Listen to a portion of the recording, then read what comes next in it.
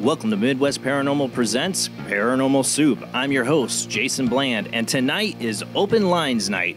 Originally had a guest scheduled, he had to cancel, we'll have to reschedule, and I put a vote up to the fans of the show on our page. You know, do you want to do another ITC night, Spirit Box night? We've had a few of those in the last couple months. Or do you want to do an open lines? You get to direct the show. You call in and you take the discussion where it's going to go. I prefer to keep it paranormal related if we can tonight, but I'll talk about whatever. But you can call in tonight after the World Wide Web of Weird, and yes, we do have a lot of weird tonight, and it will continue actually. This is kind of a World Wide Web of Weird entire show, but the first part, normal World Wide Web of Weird. After that, we'll take phone calls. No guests tonight, but next Sunday is Easter, and usually I don't do a show on Easter. I forgot when Easter was. Yeah, I scheduled a guest, and I scheduled a big guest, Nick Redfern, so that'll be Easter Sunday, as long as he's still in for it. I don't know if he realized it was Easter when he said he was going to do the show. So it should be good then. Call in tonight, guys. I want to hear your paranormal experiences. This is time for you. I want to get to know you guys tonight that watch the show, so call in. All right, let's go ahead and get rolling on into it.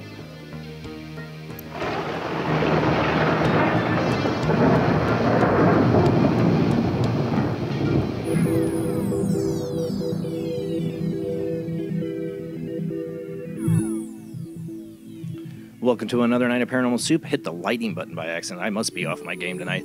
But I'm your host, Jason Bland, as I said before. Tonight is open lines night. Call in, guys, after the World Wide Web of Weird. I'll give out the phone numbers when we come back from the first commercial break for you to call in. There'll be a number of ways to call in. I got one phone line that's might be wonky. Everybody's fingers crossed. It's a connector that's not doing right. So let's hope that line doesn't go down. I should have them all open tonight. But we got a lot to talk about tonight. I have articles I'm going to go through tonight. It's kind of like I said, a long World Wide Web of Weird in a way. But we have our first main World Wide Web of Weird we're going to get to here in a second. Let me bring up my beautiful co-host, Jamie D. here. How you doing tonight, Jamie? Doing good. Looking forward to the phone calls tonight. Hopefully we get some good stories or topics. Well, we do when we have guests. I seem, get blown away. My guests I get surprised when I have guests on, and people call in and share their experiences with the guest, or want the guest's opinion on their experiences, and these experiences always blow me away. And if you called in before and talked about briefly about an experience, I invite you, when you want to talk more about it, and call back in. That's perfectly fine. And from St. Augustine, Florida, running the World Wide Web of Weird tonight is Rob Autry himself. How you doing tonight, Rob? Doing fantastic. Hope everybody's gonna call in and tell us their freaky stories. Freaky, weird, unusual. Conspiracy theories tonight, I'll take them. We can talk. Sure. We can talk. Do you think QAnon's full of crap now? No, let's not maybe not get into that. It definitely gets political. Not to say we couldn't talk about politics, but it bores me. It really does. I mean, It really does, because it's just all garbage. Sorry. That's just how I feel. But we have a lot of weird, so let's go ahead and roll into the World Wide Web of Weird.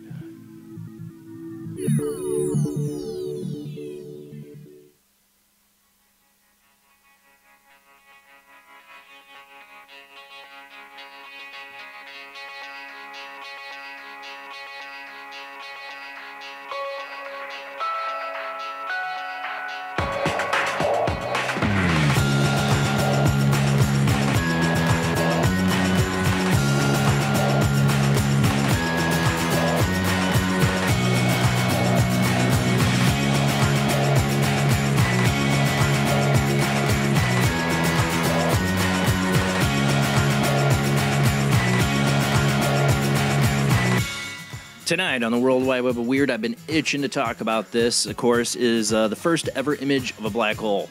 It's huge as news, of course, in the scientific world. And, of course, all of our geek minds like me who grew up watching, like, Disney's Black Hole or Event Horizon, anything to do with black holes, I was always fascinated as a kid. So this is pretty big news, and I'm happy to cover it on the World Wide Web of Weird. For those listening on our Paranormal Soup radio channel, we are a webcast. You can see the show at Midwest Paranormal Presents Paranormal Soup Facebook page, or you can also see it on YouTube under Paranormal Soup or Jason Bland. Well, tonight, we just have a picture of this amazing picture. First ever image of a black hole revealed. Amazing because it looks like a orange blob. But it's the first picture. It's the first picture, you know. It's a major breakthrough. Astronomers have achieved the impossible of capturing an image of a distant black hole. The particular supermassive black hole, which is measuring a staggering 40 billion kilometers across, is located at the center of the distant Mizar 87 galaxy, which lies approximately 55 million light years away. The ring of fire surrounding the black hole is caused by dust and gas falling into its center. The object is so bright that it puts out more light than all the stars in the host galaxy combined. Imagine if there's like a planet like in a habitable range away from it. What do they be like? They wake up in the morning and there's the sun and there's the black hole in the sky. Yes, yeah, they could see it. It's that bright. Black holes are the most mysterious objects in the universe, said EHT director Shepard Dolman. We have seen what we thought was unseeable. We have taken a picture of a black hole. The groundbreaking image will help to revolutionize our understanding of these enigmatic objects. Like I said, since I was a kid, I've been fascinated by the concept of a black hole. And then when I got into the science and that, of course, you'd be crushed to a million bits if you ever went into one, and you wouldn't end up like in some like parallel universe or time travel, maybe, I don't know. But most likely you'd just be, eternally crushed to bits. Yeah, it kind of put a damper on things. But it's pretty awesome, and yeah, you gotta wonder what goes in, where it goes. Most likely nowhere. But who knows, exactly. Who knows? Man, I got a frog in my throat tonight. It'd be the portal to hell. Dying here. More science, doing sciencey stuff. The next one here is elements can be solid and liquid at the same time. Study reveals this from physics.org. Scientists have discovered a new state of physical matter in which almost atoms can exist as both solid and liquid simultaneously. Until now, atoms, physical material, were understood to exist typically in one of three states: solid, liquid, or gas. Researchers have found, however, that some elements can, when subject to extreme conditions, take on properties of both solid and liquid states. Applying high pressure and temperatures of potassium, a simple simple metal creates a state in which most of the element its atoms from a solid lattice structure the findings show. However, the structure also contains a second set of potassium atoms that are in fluid arrangement. Under the right conditions, over a half a dozen elements, including sodium and bismuth, I don't know if I said that right, are thought to be capable of existing in the newly discovered state, researchers saying. Until now, it was unclear if this unusual structure represented a distinct state of matter or existed as a transition stage between two distinct states. A team led by scientists of the University of Edinburgh used powerful computer simulations to study the existence of the state known as chain-melted state. Simulating up to 20,000 potassium atoms behave under extreme conditions revealed the structure's form represents the new stable state of matter. What are they going to use this for? Are we going to, I don't know. It's like, we found a new form of matter. Now what do we do with it? I don't know. I mean, what would it be like? Like a solid gelatin? I'm just like, what would the state of matter be like? Like, how could you would it look different? I mean, it would have to be, I don't know. It'd be cool to see. It makes me think of that experiment you do with the kids, oobleck, with the cornstarch and the water. And you know how you can almost walk on top of it? Because it gets compacted, it feels like a solid, but then once you push down, it's like a liquid and you sink through it. That's kind of what I'm imagining. Yeah. I am having problems with that phone line here. I'm trying to read this article, but by watching my phone thing keep disconnecting. I hope we can get the other phone lines working tonight. We'll see. All right, let's move on. All right, number 3 here. Scientists. What's going on here, man? Making jelly, solid, liquid, I don't know. This one here is from thebite.com. Chinese scientists gene-hacked super smart human-monkey hybrids. This one's kind of freaky. Yeah, this one scares me. Yeah, this does scare me. I've seen Planet of the Apes maybe too many times. Yeah, I don't know. Dude, monkeys just freak me out to begin with. Well, then this should really freak you out. For the first time, scientists have used gene editing techniques to make monkeys' brains more human-like. The monkey rhesus macaques got smarter. Is that how you say it, macaques? Macaws? What is it? Do you know? Macaws are the parrots. I don't know. No, that's right. Macaques, maybe. I don't know. I'm not a monkey person. That sounds better. Rhesus macaques? I don't know. Got smarter. They had superior memories to unaltered monkeys, according to recent published researchers that kicked off a fiery debate among ethics about how far scientists should be able to take genetic experimentation. Well, it sounds like they're already doing it. The teams, let's talk about the ethics after they do it, right? The team of Chinese scientists edited the human version of a gene called MCPH1 into the macaques. Of course, I got to keep it in there. Into the monkeys, we'll just say. The new gene made the monkeys' brains develop along a more human-like timeline. The genes hacked monkeys had better reaction time and enhanced short memories compared to their unaltered peers, according to the China Daily. The use of transgenic monkeys to study human genes linked to brain evolution is a very risky road to take, University of Colorado geneticist James Sekila told MIT Technology Review. It's a classic slippery slope that and one that can expect to recur as this type of research is pursued. Pinpointing this gene's role in intelligence could help scientists understand how humans evolved to be so smart, MIT Tech reports. While altering one gene to enhance memory and some of the monkeys won't throw Darwinism off kilter, there's no risk of a Planet of the Apes style uprising yet. Oh, do you hear the yet in there? I didn't add that word. He said he put that in there, yet. It could teach us how humanity becomes so intelligent and gives us a hint to why. I understand. I had a grandmother who died of Alzheimer's. The key to trying to understand the brain and testing on animals, but let's not genetically modify and make any animal smarter than it was naturally done. Because I've seen Planet of the Apes. You're gonna have a bad time. Yeah. It's not a good idea, man. I just think it's the worst idea, actually. Yeah. And what happens if they actually do accidentally creating like a new species of monkey that like talks to us and that? What do they do? They become we're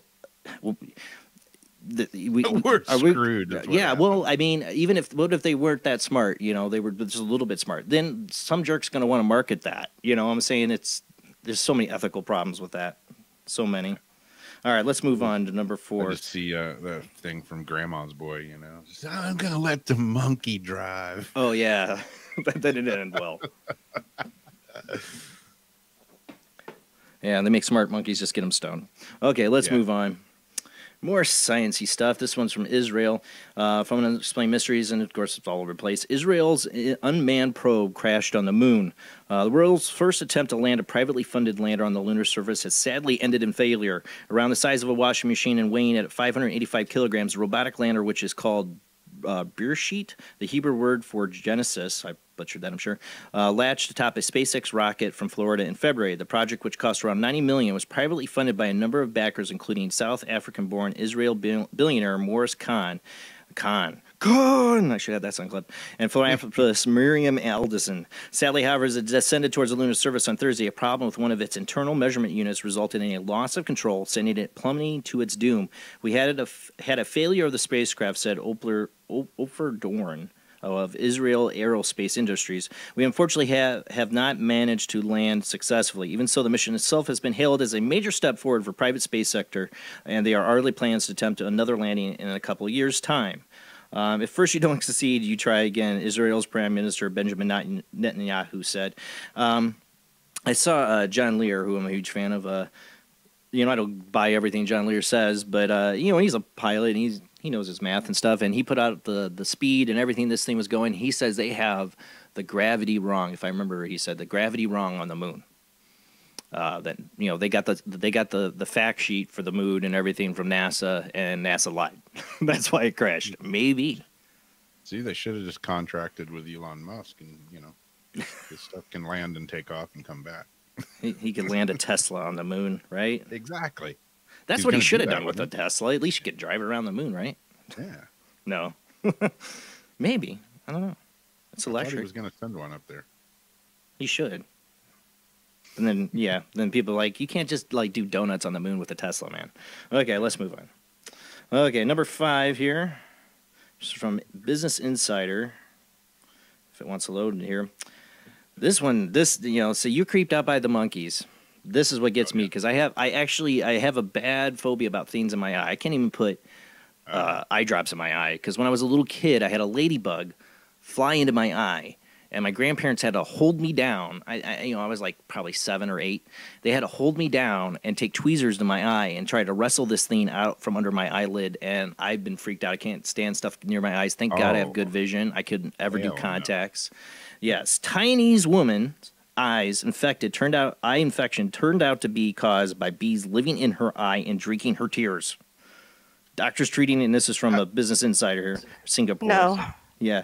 Doctors treating a Taiwanese woman with an eye infection were surprised when they found 4 bees embedded in her eye, feeding on her tear ducts. Taiwanese news channel CTS has reported. In a news broadcast uploaded to YouTube on April 3rd, CTS reporters said that 29-year-old Taiwanese woman, identified by her surname, He, went to Fuwen University in Taiwan after experiencing severe pain in her eye. Yeah, you have bees in your eye. That's got to really hurt. Their doctors found the bees feeding on the tear ducts under her swollen eyelids. The hospital head of ophthalmology, Dr. Hu Ching Ting, right? I'm sure I butchered that. Said at a press. No, I'm confident I got that. Said at a press conference that such bees nest near graves and in fallen trees, so the chances of coming across them while hiking in the mountains are high. Apple Daily Taiwan reported. I was visiting and tidying relatives' graves with the family.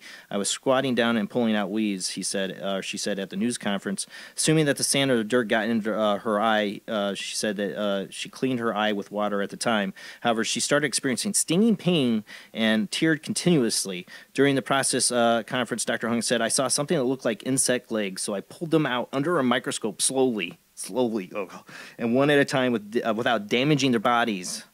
I guess you don't want to damage your bodies because you want to leave any of the little bee legs in her eye. The insects were later identified as sweat bees. Dr. Hung explained to reporters that even though sweat bees do not attack people, they are attracted to the perspiration of humans. Thankfully, she did not rub her eyes excessively, which could have worsened the state of her inflamed corona. I'm sure it hurt like hell when she started to rub her eyes, so she didn't. How the hell do you get bees under your eyelids, though? I mean, are these? They had to have been larvae or something. I don't know. I mean, they got to be really small, teeny, tiny little. Teeny bees. I've heard of ants doing that. When an ant had crawled into somebody while they were sleeping on the beach, and it laid eggs, and the babies came out of the tear ducts. But they actually have sweat bees. That's interesting. Never heard of that. Well, I've been camping and had sweat bees land on me all. Especially if you go swimming in that, they like to land on you when you come up out of the water to get that that sweat or salt off your skin. But I didn't know there was an actual. If they do sting, they don't hurt really. Well, hey, at least it wasn't one of those fish that swam up. When I'm. Oh, jeez, let's not get into that. Or the guy who took an eel. What's worse? Yeah, or the guy who decided to clean his colon out with an eel. We'll get into that. All right, let's move on. Number 6 here. Some of this I might, if we run out to the commercial break, I'll carry on to the after the commercial break. I already got somebody waiting on a hold. Whoever's waiting on a hold, just wait on there. You get taking calls after the World Wide Web. We're just hanging. Hopefully on my other phone too, but I had to unplug it. It's not working right now, so hopefully I can take calls on it. All right, this next one's Bigfoot caught on camera from this is from Anomalien or Anom Alien, A-N-O-M, alien.com. Bigfoot caught on camera trap in northwestern Pennsylvania. An American hunter living in northwestern Pennsylvania shared a very unusual snapshot, according to the man in recent weeks. He began to notice that someone was chasing him in the forest. A tall, dark silhouette appeared on the hills, hiding behind trees and rocks. The man, surprised, even somewhat frightened by this, decided to find out whose attention he drew to himself, what animal was following him, and so he set up a trap camera in the forest. Cameras that react to movement take pictures when someone's flashing in front of them, an animal running past, or a bird flying next to it, or even a leaf falling from a tree. The American received several dozen such pictures, but then the camera caught a mysterious, strange form of who, or what to say, stranger for who. I cannot. What the heck? Stranger for whom it was actually placed. And for people listening, you see it looks like the silhouette of a Bigfoot. You kind of see his arm and all that. Looking down. Smart monkeys, man. Right. See, it's the ancient aliens that did it, and it turned out bad. Yeah. These things are still running around. I don't know. The most amazing thing is that he clearly approached the camera. It's not clear, buddy. Clearly close to the camera, looked directly into the lens, apparently because of curiosity. A shaggy, massive figure similar to a monkey was printed well enough on the photo so that it could not be confused. No, it's definitely not a confusion of something. I don't think that could be a bear. You can see it's like hunched over. You can see its arms. I mean, yeah, it's either a Bigfoot or it's a hoax. Of course, many, including the hunter himself, felt the device had caught the legendary Bigfoot.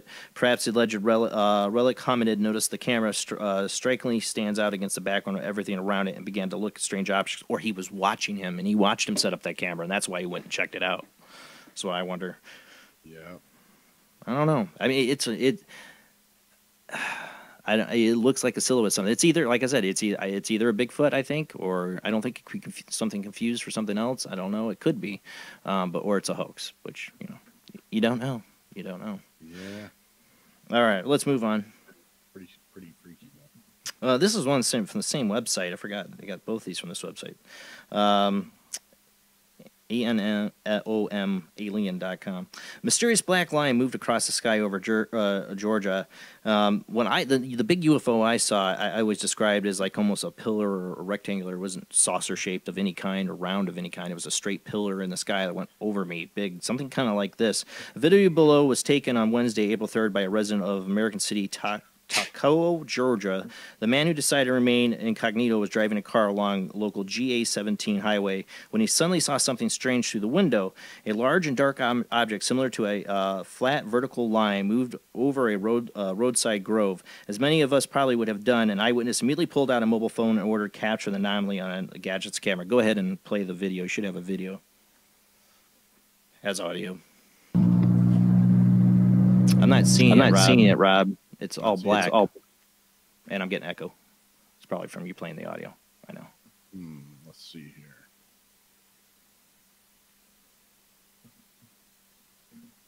I see it. Now I do. No.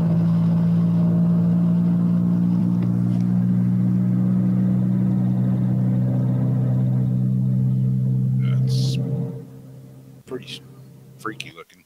Some people commented like, "Oh, it's a line drawn on the inside of the window," but no way, because you can see the trees go right in front of it clearly. Yeah, I mean so it's not something on the window, because there's a couple frames where the trees go right in front of it. So it's something out there. Only thing I thought is like, could there have been a special plane that was like shooting out black smoke and left a trail in the sky. I don't know. Yeah. I mean, what's a big black line? And they decided to take their camera. See, the trees block it right there. It can't be anything on the window. The trees are blocking it. I mean, it goes, exactly. It goes completely. So it's either the real deal or it's not. According to the author of the video, he has no idea what this unidentifying object was. Neither he himself nor his acquaintances who he showed the video have ever seen anything like it. Assuming that it's an alien device, it's very unique. Unearthed devices of this kind are simply not designed since they will violate the laws of aerodynamics and will not fly. According to skeptics, this is just a line drawn on the car window. No. Such a theory, however, does not hold water since it's clearly visible the UFO is sometimes blocked by the trees. Yeah. I mean, it's either a hoax of some kind or they caught something in the sky. And my gut feeling is that they saw something in the sky. What that is, I don't know. And you hear the stories of these pillar UFOs, and that's what I saw. The biggest UFO. I really only seen one UFO. I was for sure was a UFO because it was a big pillar. I mean, it was that thing's way up there. This thing was way closer. I mean, it was only 100 feet above my head. It felt like, and maybe it was higher than that, but it was huge. But if it was way up in the sky, maybe it would look like that. Yeah, I mean, I don't know any other logical explanation for what that could be. Yeah, weird is what that could be. Yeah, definitely qualified. Look at it, it doesn't look like a flying object, but who knows what the hell a UFO looks like, Right, exactly. Well, we're running the commercial break. I had another article I was going to try to fit in, but you know what? I always only get 7. I tried to fit an 8th one in. I might save that for after the commercial break, but I already got somebody waiting on hold, so we'll get to that phone call after the commercial break. I'll give out the phone lines here when we come back. I know somebody already called in. They already know the phone line. They can hold on. We'll have them right after this commercial break, but you can call in and share your paranormal experiences with us tonight. Hopefully, I can get my other phone line working. Right now, I know for sure the 219-230-4444 line works, and the Jblandoo or the Jblandoo Skype ID works. The Jblandparanormalsoup and the 260-225-9419 might have issues tonight. My connector, which I'm going to have to order a new one for my guests next Sunday, is not working right. See, I already got somebody calling on that line, and that line isn't working. Hold on 1 second. We're going to have to wait. See, technical problems. Let's hopefully that line stays clear. But we will be back. Don't forget, check us out on Patreon. We have a Patreon page. You want to help us get more tech, because this stuff has to be replaced. This little adapter thing cost me like $15. I got to go and buy a new one probably after tonight. All these things cost money, so your little donation, $1 a month or $2 a month, help us. And I'm working this week on a time slip and dimensional portals episode podcast only for Patreons coming out this week. All right, guys, we'll be back after this short commercial break.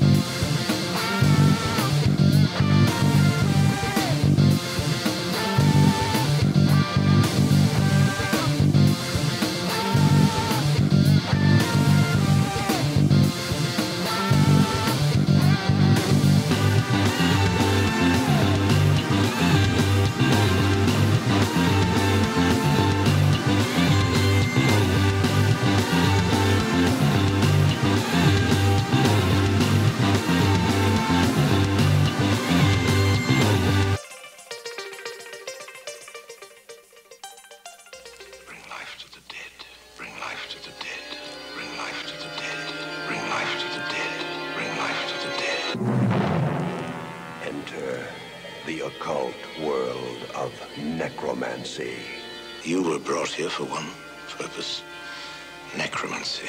A ceremony dating back to the pre-Christian era. It's the art of reviving the dead. It requires involvement with evil spirits by the person performing the act. The devil god brings life to the dead. No, please. No, please, no. And death to the living. Necromancy, starring Orson Welles and Pamela Franklin. From Cinerama releasing, in color, rated PG, parental guidance suggested.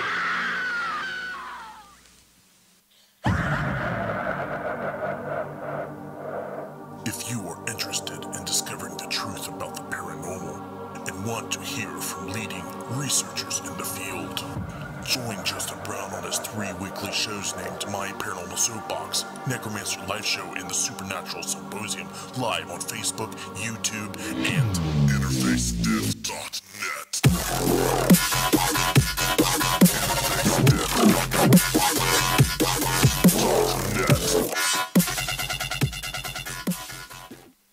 He is conducting an experiment into the combined effects of sensory deprivation and hallucinatory drugs.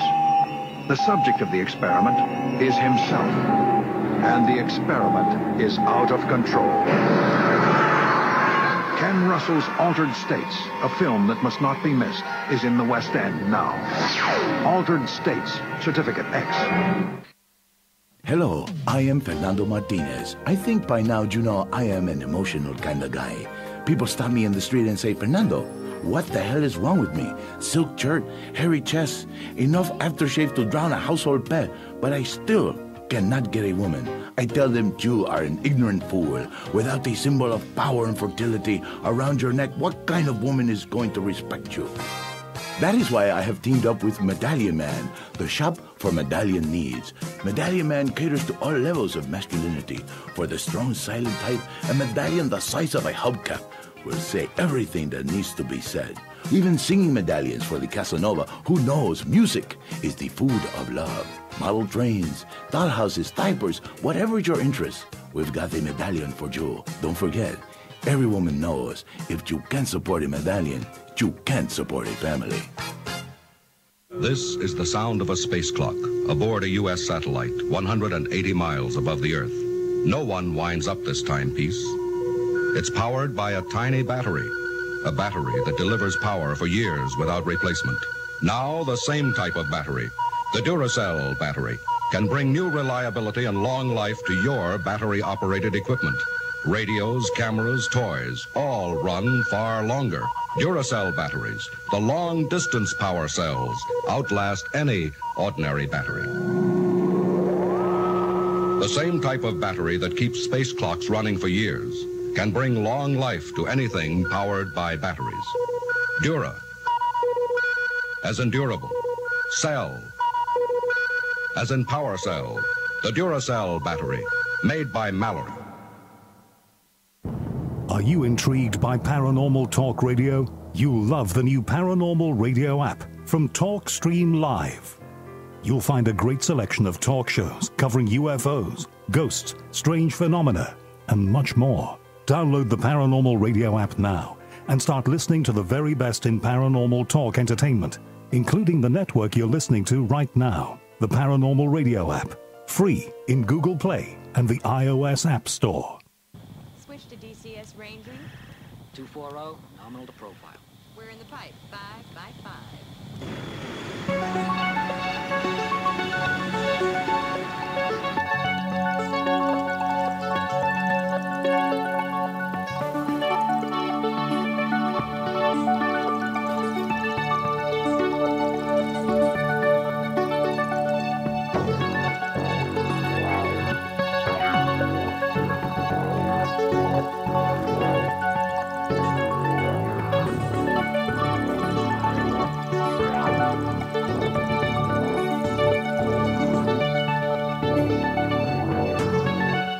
Tonight on Paranormal Soup, it is open lines night, and the lines are already full. One person's been waiting since the beginning of the show, and we'll get to them here in just a second. Just hold on.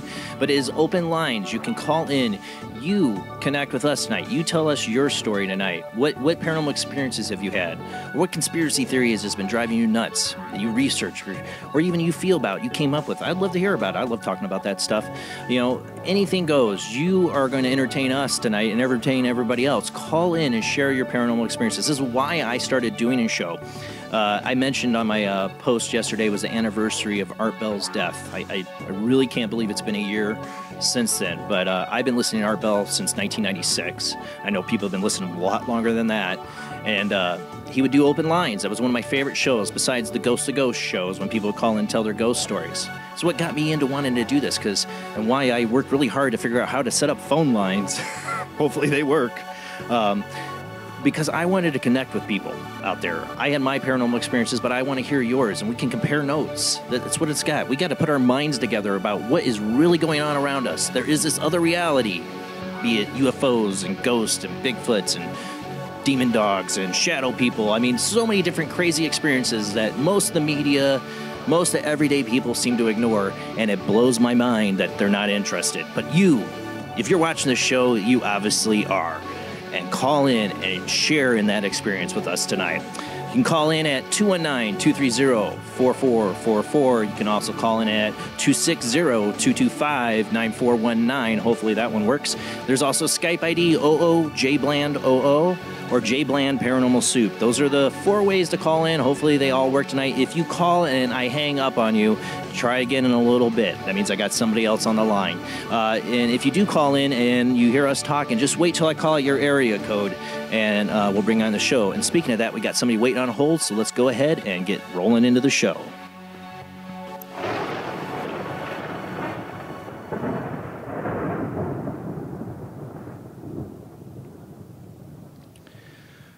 This person's been waiting since the very beginning of the show to call in. I was going to get to an article, but I'm like, you know what? They called in. They got to have something really good to talk about here. So let's go ahead and bring them on. 804 area code. Who do we got? Jason Bland and Paranormal Soup. This is Howie and Kat from the Orion Effect. Howie, how you doing tonight? How are you, brother? Thank you for calling in. Man, we're doing good. How about y'all? Doing good. You guys have a show on the Blog Talk Radio, the Rift Network. It starts at whatever 8 p.m. right? Central. We start at 9 p.m. Eastern Standard Time. So it goes 8 p.m. to 11 Central. o'clock. Yeah. And then we lead over to your show. That's awesome. That's awesome. How long have you been doing it, Howie? Actually, next Sunday, Easter, is our 3rd year anniversary. I've been on the air permanently, solidly for 3 years. So we're excited. Yeah, we've been on about the same amount of time. I'm almost to 4. I'm like halfway there. But we've been doing about all at the same time. That's what I thought. Yeah. That's what I thought. So what do you got for us tonight, Howie? And who else was it you said you had there with you? Yeah, Catherine. Yeah, I'm Catherine. Here. Hey. Hi, how you doing? I'm good. How about yourself? Doing good. Thanks for double call. Got you both for the price of one. That's right. Hear that, cheating. Yeah, man, when we talked earlier in the week, and I was asking you want us to call in, and we're like, yeah, let's call in. You know, Kat's like, yeah, let's do it. You know, we've got the energy. We always usually do. It takes us about an hour to kind of settle down from the show. Yeah. So, it takes me till for my time 3 a.m. in the morning before I get to really settle down after a show. Sometimes 4 a.m. and I got to be back up at 7 a.m. to take my kid to school. Yeah. Well, you know, I love the idea of sharing the experiences, and that's what we're about to, you know, getting that voice heard that you don't usually get to hear. Exactly. And, you know, we were just talking on our show right before yours about the experiences that Kat and I had together at Selma Mansion. I was like, this is a perfect opportunity. We can talk to Jason and get his thoughts and see what he thinks about everything. And then share a theory with you. Now, So, what was the mansion again? Say the name of the mansion again. Selma Mansion in Norristown, Pennsylvania.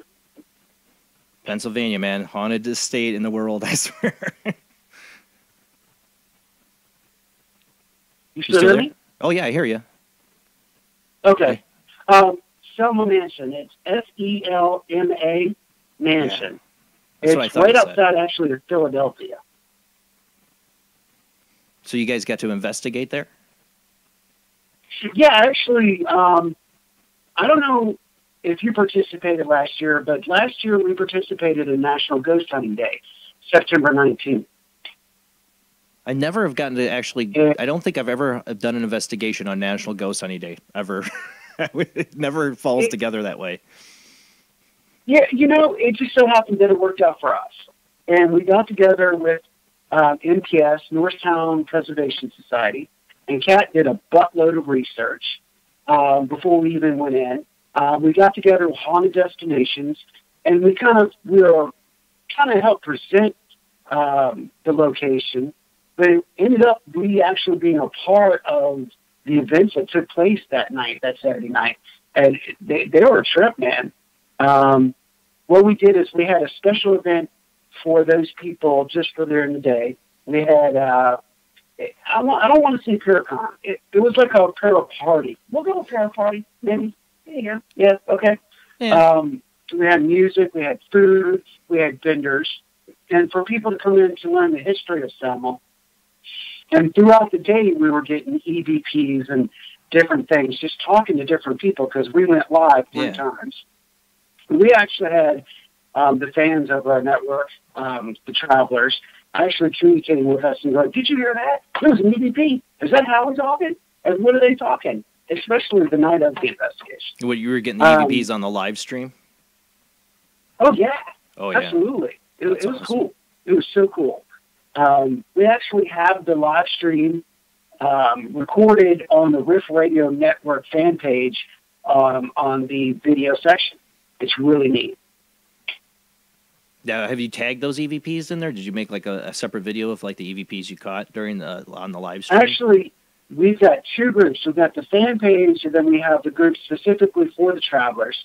And we're now tearing both videos completely apart to splice up for this year's National Ghost Hunting Day, and tagging, because there was so much to go through, along with this other stuff that we've been through the last year, that we're just kind of trying to piece it all together now. Oh, I know. To get ready for editing video with EVP sucks. I had the show with Bill Bean and Anita and Tenzo and her son Chris, and we were getting EVPs during the show, and Chris and Anita went and tagged and emailed me and sent me a bunch of the stuff they heard in there, and I heard it too. And I'm trying to like video. I've been working on it. It's been tough to try to get that video together, especially when those EVPs are under you talking and stuff. You're like, that's not going to really play well. It's really hard. And I was actually listening to that show, so I know what show you were talking about. Yeah. It was an amazing show. But there was noises in there, man. There was noises in there. And sounds of voices under our voices. They don't come across. I didn't get like a solid, clear EVP. Some of them are, but they're hard. They're usually under Bill talking, or me talking, and they're there. And there was another night recently where we were getting voices on the show. Was that last? No, it was last Sunday, wasn't it, Rob? It was yeah. Because we were looking at each other like, what was that? Yeah. Yeah, it was last Sunday when we had our guest on, and she's doing her readings, and it was Barbara Patron. She's doing her readings, and there was this like growl-like sound. I heard it. Yeah, the growling. Yeah. Yeah, that's not cool. Really. The amazing energy that sometimes comes through when we're doing these shows is really awesome, I think. What was I think we're able to pull this energy and harness it when we start to do our podcast and our radio networking, and what we get, just like you guys get. I think it's really cool because they're interacting, and they may not even be in our area of where we're broadcasting from, but maybe they're utilizing the energy or the microwaves or the signal waves of what we're actually doing, and they're interacting with us that way. I think that's amazing. I think somehow they manipulate electronics in some way. Somehow, I think they do.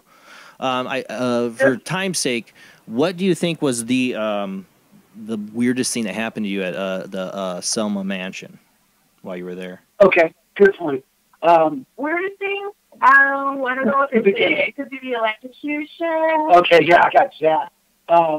But let's do that one part. We'll do the math. Yeah. How will we do the math? Everybody there, everybody that was about to participate in the ghost hunt was all gathered around the stairs on the first floor, going over what was expected, what not to do, no whispering, that kind of thing. Mm-hmm. And we hear from upstairs people talking and furniture moving. Now, everybody is on the first floor. There's not supposed to be anybody up there. So, Of course, Howie and Sean Anthony run up the stairs to go see, who's up there. And sure enough, there's nobody up there. Not only is there nobody up there, nothing's been moved either. So there's no furniture moved, and there's nobody up there. And so everybody there, everybody that participated, all 50 people, had their first experience before we even got started. Experienced the mass haunting. Oh, yeah.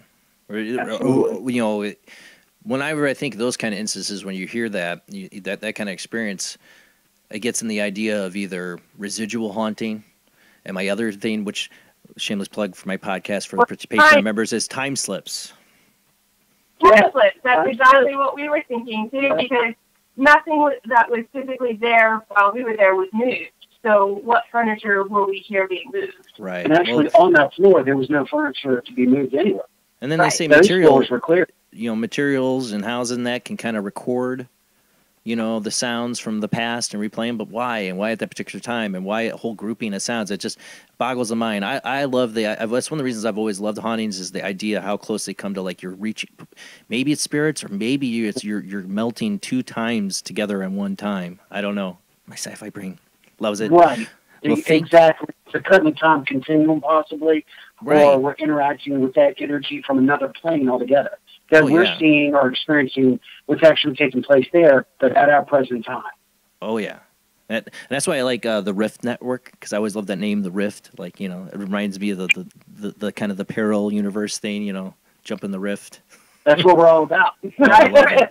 I love it. Jump in the Rift, baby. Well, thank you guys so much for calling in tonight, and everybody go check out the Orion the Rift Network on Blog Talk Radio, 9 p.m. Eastern. The Orion Effect with Howie. How you say your last name? Because I'm the butcher of the last names. Odell. Odell. Okay. Yeah, okay. Odell. See, my wife is Odell. her maiden name is Odell.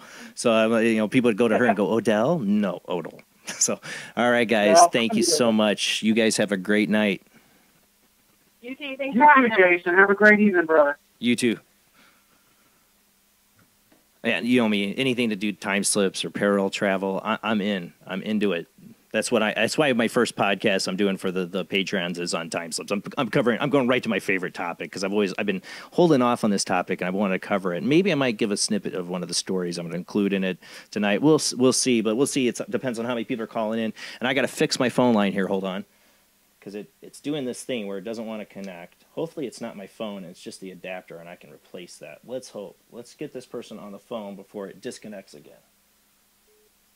Hopefully. Let's see. Hold on a second. No. All right. People trying to call in, just remember, if I have to hang up on you, it's because I got somebody else on the line.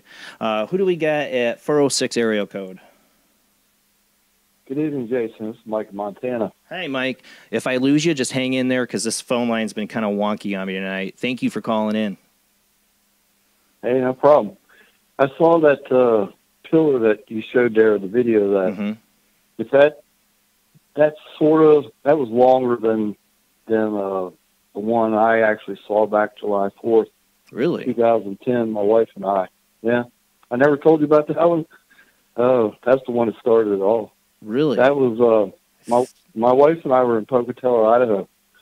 We were with the future mayor, his wife, a park manager, one of the park residents, and a guest of the park. We were in an RV. We were traveling through, and it was 4th of July. We knew these people. Anyway, they came over. There were like 7 of us around our RV, and this is in a park full of RVs. And we were all just drinking beer and, you know, cooking out on the grill. And I was talking to my friend, and I looked over his shoulder, and I said, "What is that?" And he turned around and he looked. He said, "What?" I said, "Look at the edge of the mountain there." Because Chinese Peak we were at the kind of the base of the mountain there. I said, "What's that going over the top of the mountain there?" And he looked, and it was a long cylinder. And I estimated it was about 8-to-1 ratio. And as it got closer, I noticed this thing is too big to be some sort of tag along behind a plane kind of thing or anything. You know, I said, "No, that thing's like 300 feet long." And my jaw started dropping, you know. What I saw was that big. Oh, yeah. Yeah, this was huge. I was like, no way. It was still maybe 2,000 feet away, because from the base of the mountain to the top of the peak is probably 2,200 feet. And it was still, I'd say, about 400 or 500 feet above the peak. So maybe 2,500 feet away or so. Yeah. And so we're all standing there now looking at it, and it's moving along, and it's heading southwards, and we're like, what is that? So I've got these binoculars in my truck that is, you know, something I carry around. And so I grab them real quick, and I'm looking at this thing. Now I'm a machinist at that time, and a retired machinist now, but I'm looking at details. You know, what am I seeing? And I'm seeing these fins run lengthwise down this thing. And fins? They're rotating slow. Yeah, fins. Little, compared to its size, I'd say they're maybe 2 feet long, like panels. Yeah. Like they were sucking, you know, energy out of the sun or whatever. And they were just rotating real slow as this thing was moving along. And I was like, check this out. And they're all looking at it through binoculars. And we're all like, wow, what the heck was that? So we go back to joking around, drinking beer, flipping burgers. 5 minutes maybe. Here's another one.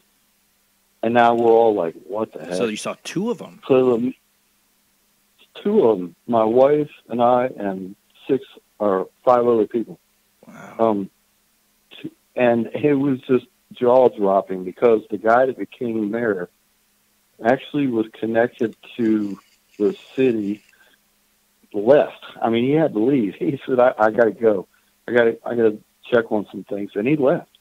And it was like the rest of us were standing around going, that was scary, you know, because we all stared at it through the binoculars again. Right. And it was just like the first one. And there was no way that first one could have turned around and come back, I don't think. Well, it probably could have, but none of us saw anything turn around and come back. And it was like, okay. So that was the first event that I ever experienced up close like that. And this kind of reminds me, the picture you got up, could be the shadow side underneath, because the one I saw was almost white. Really? The whole length of it was probably 40-foot diameter and 320 feet long, is what we estimated. Because the second one, we got a good look at it for a long time. And everybody was just, you know, stunned by it.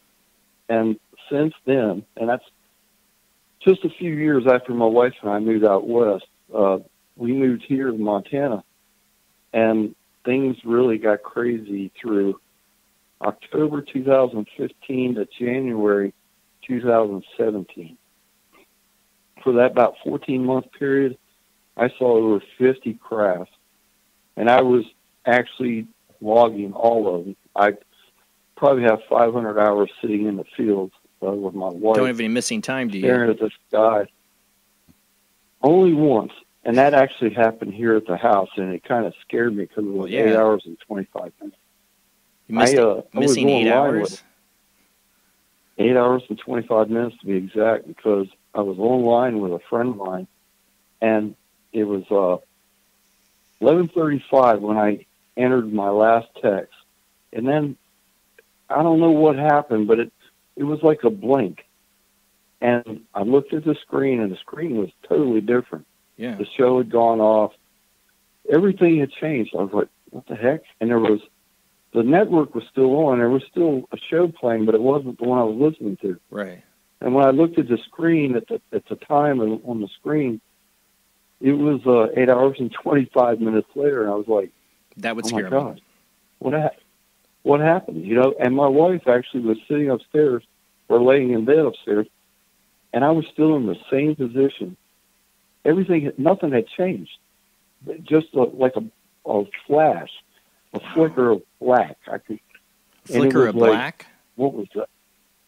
Yeah, it was like I was turned off and turned back on instantly. You know what I mean? That scares me, because Like there's one blackout. instance where when the flicker of black, one of the scariest moments of my life was riding in a car with my wife, and we saw a shadow person down at the end of the road in the middle of the night, a road where a bunch of people had died on this curve right where we're at, and it was this flicker of black for like 1, 2, 3, 4, and then we were back. But we were blind and driving. Yeah. Like both of us were blinded. We couldn't see anything. It was just black.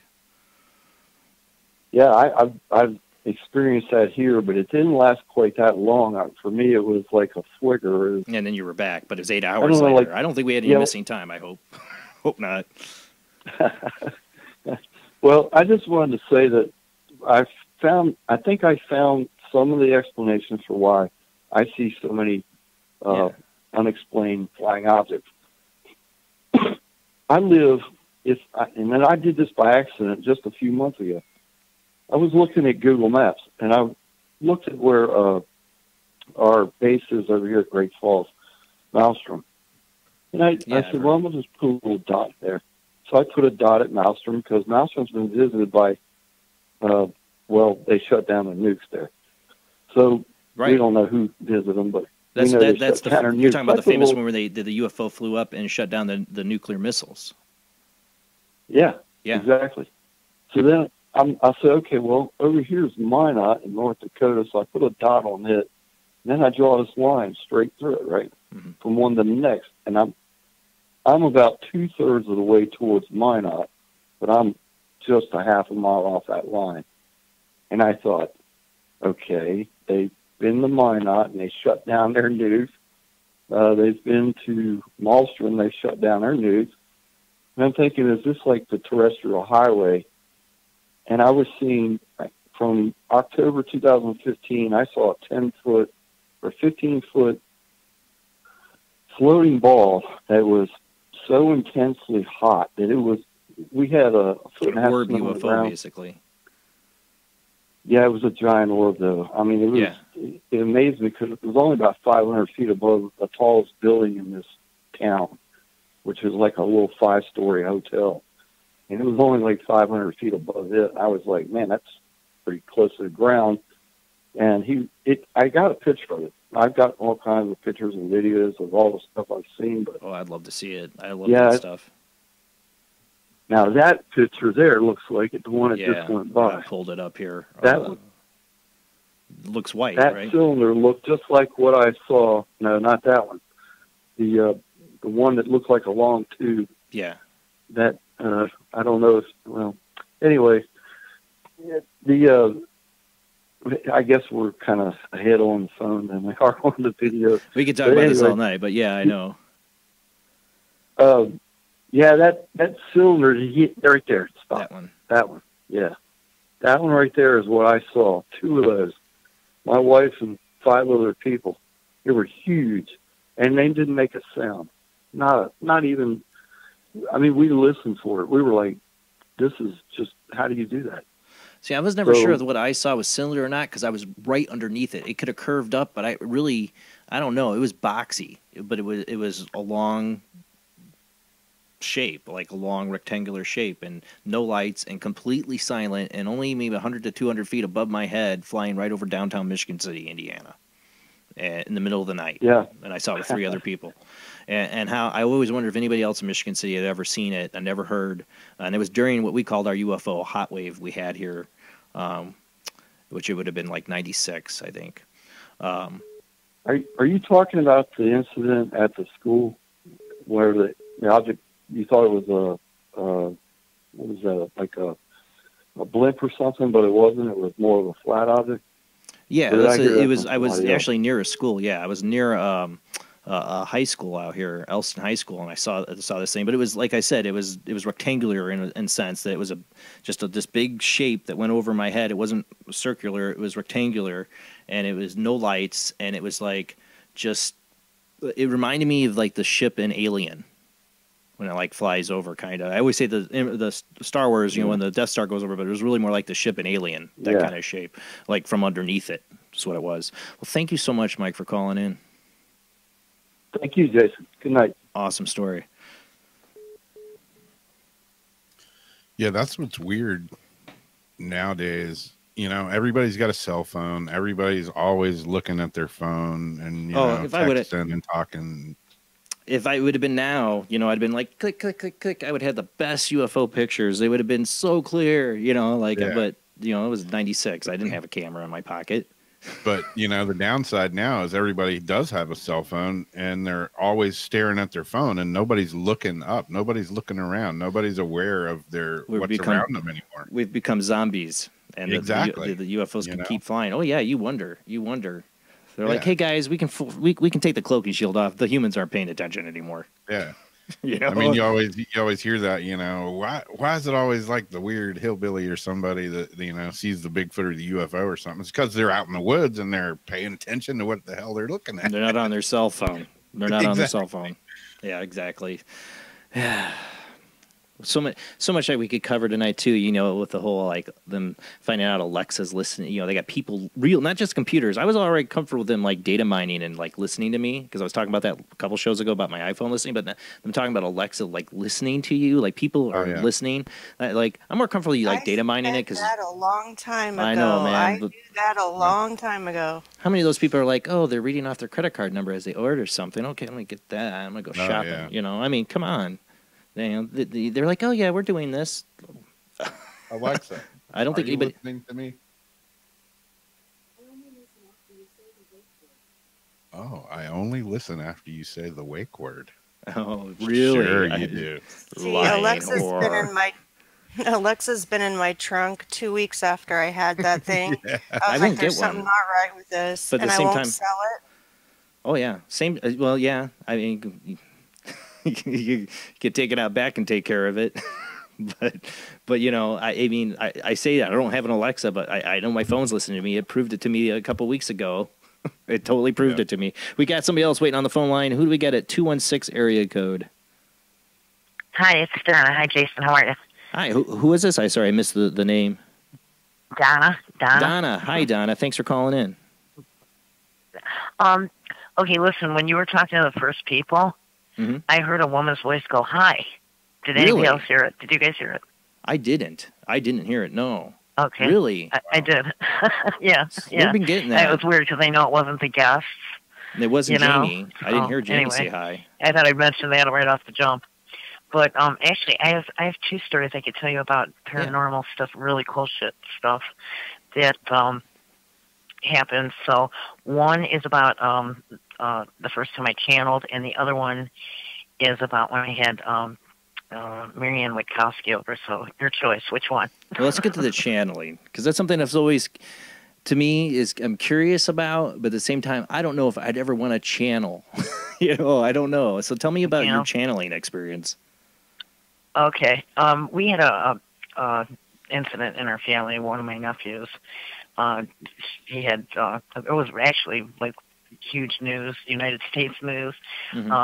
He had a girl that he was dating, and she got pregnant, and she never told him, and then she ended up killing the baby, and oh my God, and all this crazy stuff that doesn't happen to your family, happens to somebody else. Okay.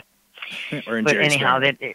and I just never could deal with it. I can never get over it. You know what I mean? Yeah. And I just couldn't get over it. And we're like third generation. Me and my sister are like third generation empaths. So it's really hard on us, you know? That's a lot. But anyway, I decided I was going to go ahead and do this, you know? And, you know, being Irish Catholic, you know, I pray a lot. So I always pray before I do anything, you know, that deals with paranormal, because I don't want any dark anything around me. Right. So anyway, I went ahead and I went into, you know, my quiet time, and, you know, quieted my brain, and it was kind of like a dream state, but I wasn't dreaming. You know what I mean? Yeah. And all of a sudden I was in a park-like atmosphere, but a beautiful park, you know, with a small child, like a baby. You know, and this baby was talking to me, and this baby had like a white gown on. It was a boy. He was a boy. And I know that my lesson in life that I have to learn this time around is forgiveness, because I'm not forgiving. And we were talking, and I was like, oh, you know, I can't believe that this worked, you know. And I said it to the baby, you know, and he was talking to me like just like you would talk to me. Yeah. And he said, yeah, you know, it worked out really well. And I said, yeah. I was just like in awe, you know, like shocked. And so I said, he said, you know, Donna, you have to forgive her. And I said, first of all, because I don't let my nephews or nieces call me Donna, I said Aunt Donna. And I'll never forget saying that to this baby, you know. I go, Aunt Donna. And he said, Aunt Donna, you have to forgive her. And I said, no, I never will. And then I felt so badly afterwards, after this encounter, Yeah. that I said, no, I never will, you know. And I probably should have said, well, I'll try or something like that, but I just... It's a gut reaction, you know. And I know, that, like I said, you know, I know it's my lesson to learn in this life this time around. But it was just such an awesome experience, you know. I mean, it was like, I saw this baby. I talked to this baby. You know, I recognized this baby. It was amazing. It was truly amazing. So was this, you know, this and, was this actually, her, I've the never baby been able to do it since. So this was the baby she you know, but I killed, right? Right, exactly. Wow. Yeah, yeah. I don't know if you remember, it was some years back, but she was the one who told a girlfriend of hers, now I can go bathing suit shopping. I was like, okay. You know, I mean, who does that, you know? Right. But, and like I said, this is stuff that happens to somebody else's family, not yours, you know? So it was just like, you know, totally overwhelming. Well, that is. But I mean, it was such an awesome experience. It truly was, and I really wish I could do it again. You know, but I don't know if I haven't been able to get that peaceful, or maybe because the need was so great to do it that it worked out that way. You know, that I was blessed with the opportunity to do that. Well, you know what I mean? No, I totally know what you mean, because I didn't channel. I of course, well, I guess I could say it was channel, but mine wasn't as visual as yours. But I had the experience where I knew a person who was deceased. I knew their first name and their last name, and I knew all this stuff I shouldn't have known. It was just a knowing. And I'm not psychic, and I've never had that experience again, a knowing like that. As far as I know, I don't think I have.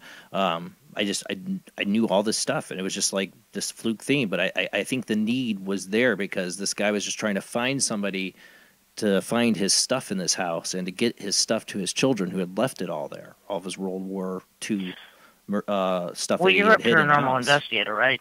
Yeah. Yeah, so that's really cool. But see, now I don't think I could do that. You know, because I'm like scared of.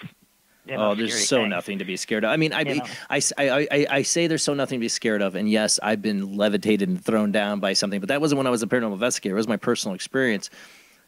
It is a possibility you could run into something. Out of me. Yeah, well, there is a possibility, but all the years now that I've done, I've not been doing it a lot of years. Since 2008, I've been really a trained investigator. I've never run into anything ever that's really frightened me. I mean, I've seen a black shadowy mass. That kind of frightened me because it reminded me of my shadow person experience. I've had a couple things thrown at me, but nothing that was like the shadow person experience. I say 99.9% of it probably won't hurt you. I know there's other people who would disagree with me and say, no, there's a lot. They're all demons. I don't know. I've been doing it for years. I haven't seen a lot of demonic. I had my one real major experience, you know. But, you know. I was a pretty loyal Art Bell and George Norrie fan for a while, you know, and I listened to a lot of them, and I heard a lot of people who had experienced very scary stuff. Oh, I always love the ghost shows with Art Bell when people call in and tell their stories. So I just, you know, it's just not, you know, I don't want to encounter a ghost, you know. I mean, I had some ghosts over, and like I said, I called Mary Ann Witkowski to come and get them out of there. So you had a haunted house? I bought a haunted house, yeah. And how I knew it was my poor dog. My dog would be looking at the corner of the room and barking like a nut, you know. I have a case right now. I had a friend over, and he was sitting in a chair, and my dog was sitting on the edge of the couch. And all of a sudden, it was like somebody flung her off the couch. And I said, "Hey, Bruce, would you push my dog off the couch for?" And he goes, "I did." I go, "I know you did." And I started to laugh, you know, because I knew at that point, I just knew something was in the house with me. The animals are always the first clue. She said something was actually in the house, but it was just like an old guy who watched to make sure everybody was okay and stuff like that, and he was down the basement. But she's incredible. And but she said, you do have a woman who's attached to you. How's that, attached? And, yeah, you don't want to hear that. I'm surprised you achieved anything while this was happening. So she sent them both on their way, and I was happy about that. But when I called her to begin with over the phone, she said, "Where's the built-in cabinets?" I go, "Oh, I don't have any built-in cabinets," which is my house over 100 years old, and you would think I would. And I said, "I don't have any built-in cabinets." Well, later on that night, I went down the basement with my son because I made him go everywhere with me at that point. And there were built-in cabinets down there. So I was like, wow, I didn't even realize. And what did she have any, like, was there something hidden inside the built-in cabinets, or like did you find something in there? Or? No, she just was. I think she was trying to tell me that's where the guy was over the phone, because she hadn't been to my house yet. I mean, she had no idea. Oh yeah. Like, okay, my house, you have to walk out the kitchen door, and there's a mudroom, and then you go downstairs and through another door, and that's the basement. Well, she described it to me, verbatim, and how would she know? She's never been in my house. So I think she was telling me that's where the guy was, because I said, when I first talked to her, I said, there's something in my house, So, and then she proceeded to tell me, yeah, there was something. And then I had to wait like 2 days for her to come there. She could have came there that night for, I would have paid her extra, Well, I have a case right now where the owners are. Creepy stuff. I think the owners are getting their first signs that something's up is because of the way their dog's acting. The animals are always like the first. Yeah. Clue. Well, animals are incredible things, and they do let you know. My Exactly. sister's got a haunted house. I'm positive of it, and I keep trying to tell her you need to call somebody in there because it's once you first moved in there, it's like it depends. I always say this though, Donna. I'd say this about telling your sister to call somebody in. If it's just benign activity, leave it alone. If he doesn't feel threatened, leave it alone.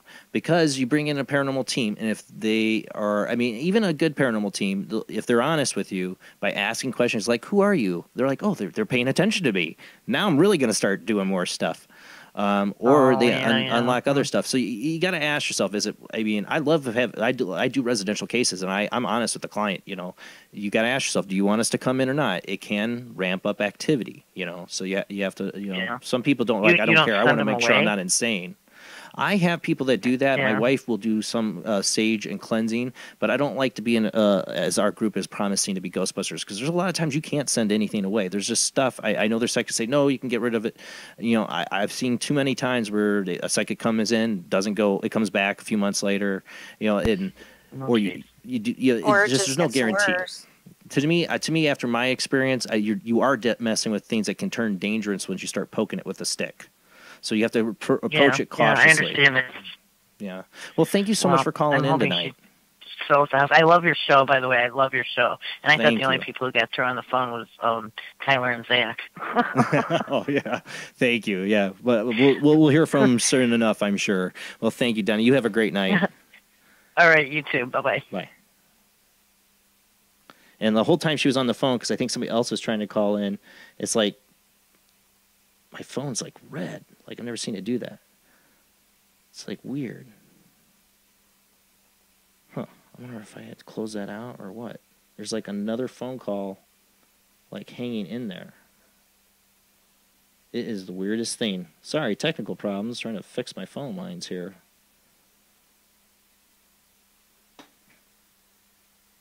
Touched or returned a call. Huh.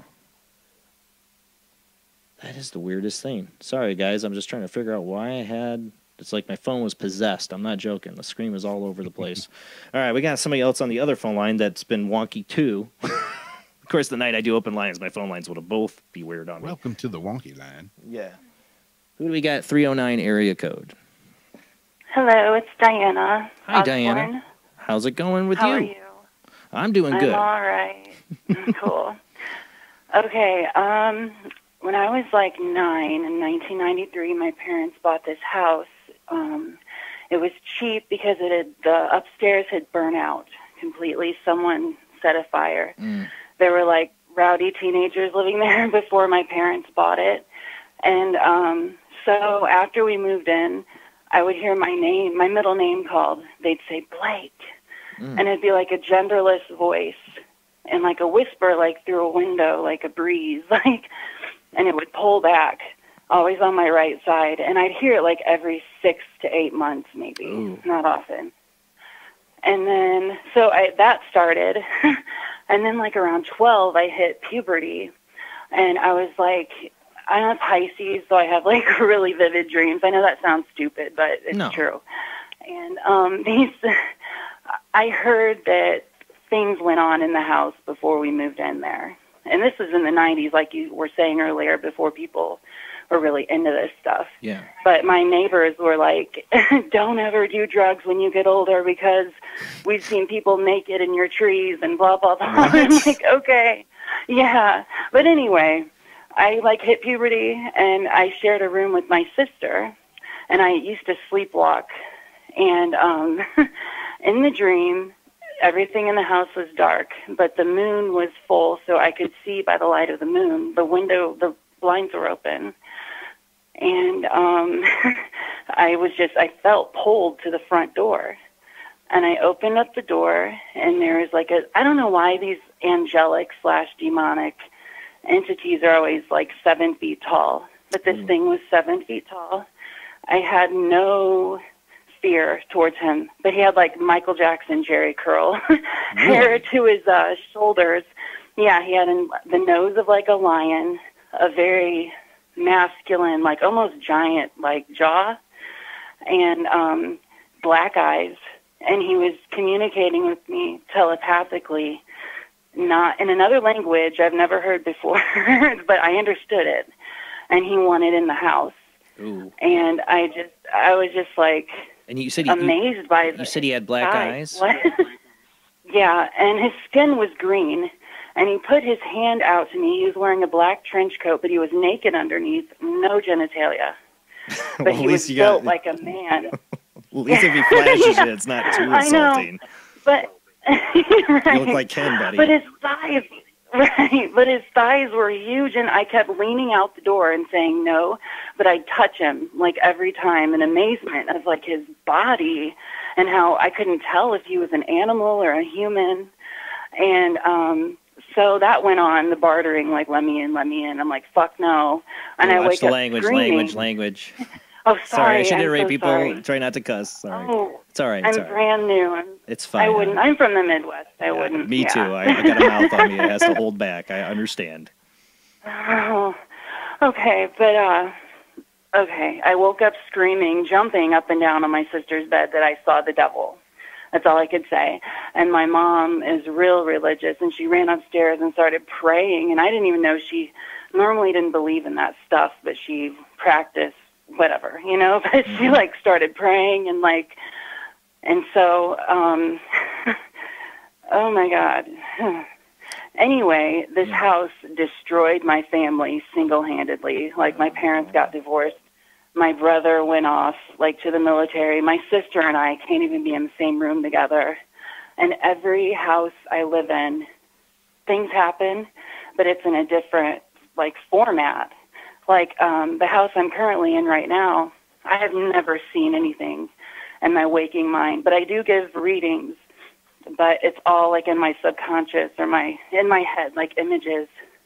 Yeah. But I woke up from a nap, and it was dark. It wasn't like 3 a.m. like the usual, but this person who looked completely black, he had the head of an alien, but it was like the size of our head. But it was shaped like a gray alien, and long fingers, really long fingers. But I woke up and... You said he was all black, though? Yeah, because he was hiding. I call him a he. I don't like to disrespect him, but he was like leaning over he was like looking at me diagonally from the bathroom door, like peeking in with his head turned to the side, like he was like studying me like a doctor would. Ooh. And I swear, as soon as I saw him, he was gone, but it seemed like a long time, if that makes any sense. No. But I woke up in well, I woke up in sleep paralysis when that happened. And but it the minute I laid eyes on him, he was like gone, and it was just so weird because my friend's mom had just committed suicide. Every lover I've ever had, which is only like 4, they're all dead. So whatever this is with me doesn't want anyone close to me. Did they die under mysterious circumstances, I'm guessing? Well, my friend Lily, who verified, Lily was 10 years older than me, and she was my girlfriend. And she told me she used to party in the house that I lived in where I saw the devil, which my sister and I, she was like, yeah, they used to... practice dark magic in this house, and people from Peoria said they had human skulls, and we drop acid and do these satanic. And I'm like, what the fuck? Well, language, but really the 80s. Oh, sorry, I'm That's sorry, all right. I'm sorry. This probably was during the She 80s, died, I'm though, guessing. like, When they were doing the satanic stuff, that was really popular then.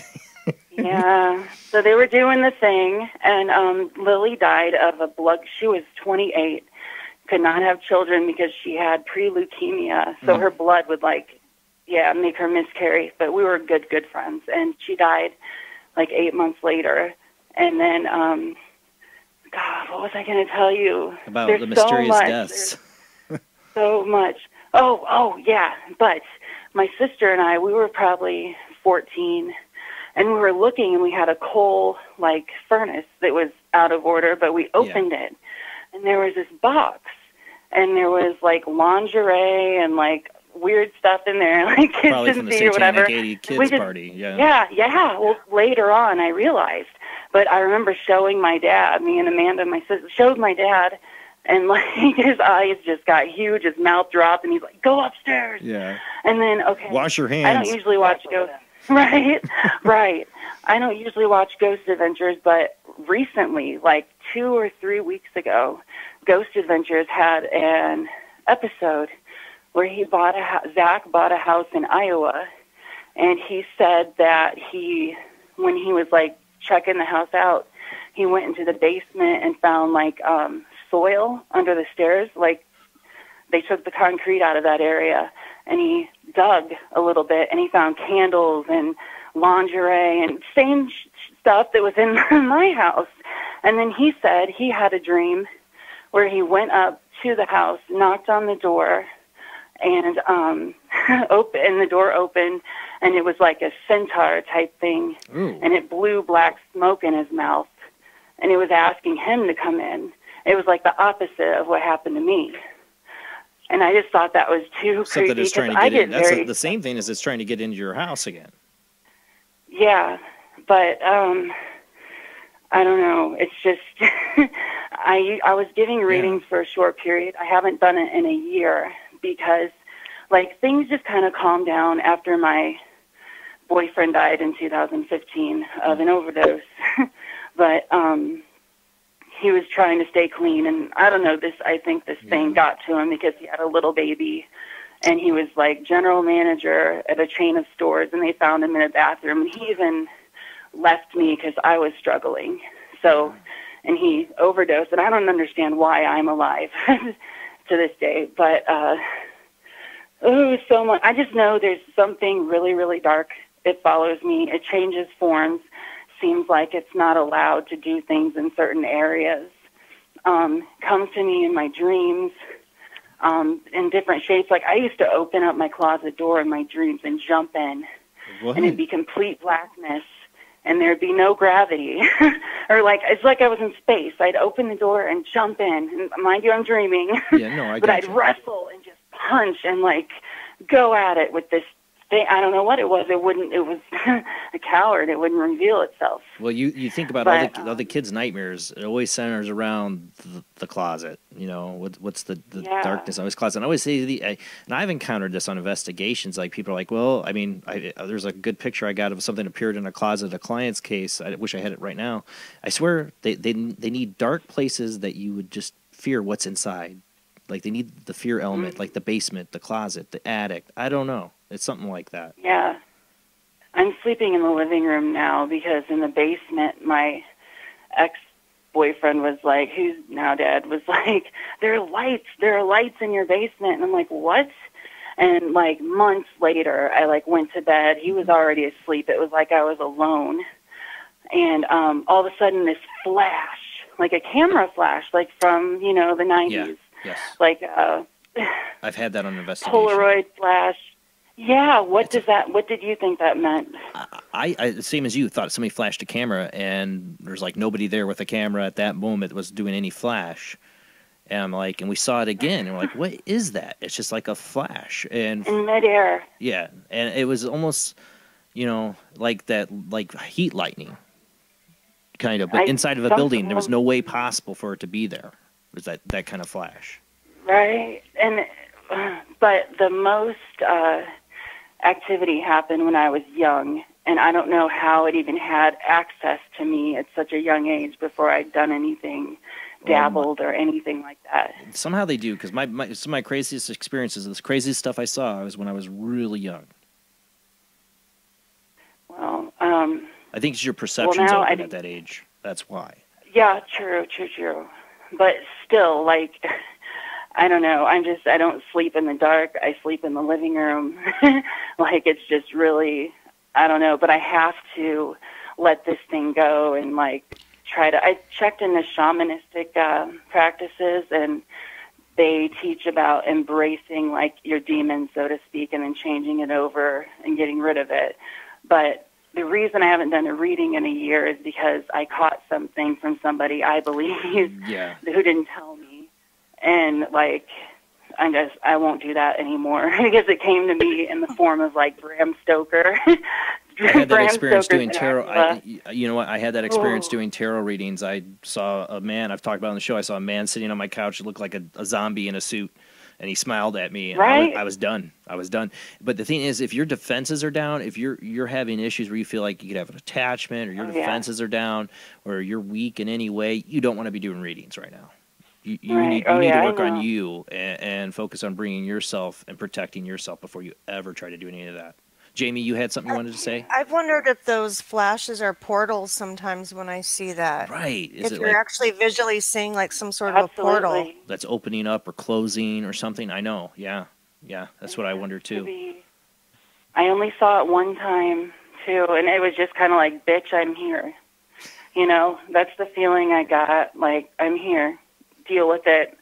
And then a few nights later, I was like half awake. I don't know if I was asleep or not, but we live in the Midwest, like on old, you know, there's a lot of blood on the ground we live on. Yeah. And, but it looked like, you know, a soldier from, I can't even think right now, but he looked dead, just like you say. Like the Civil War? The Civil War. He looked grayish blue, and he was just standing there like, not trying, you know, motioning or trying to say anything to me, just kind of like, you know, watching, like intimidating. Yeah.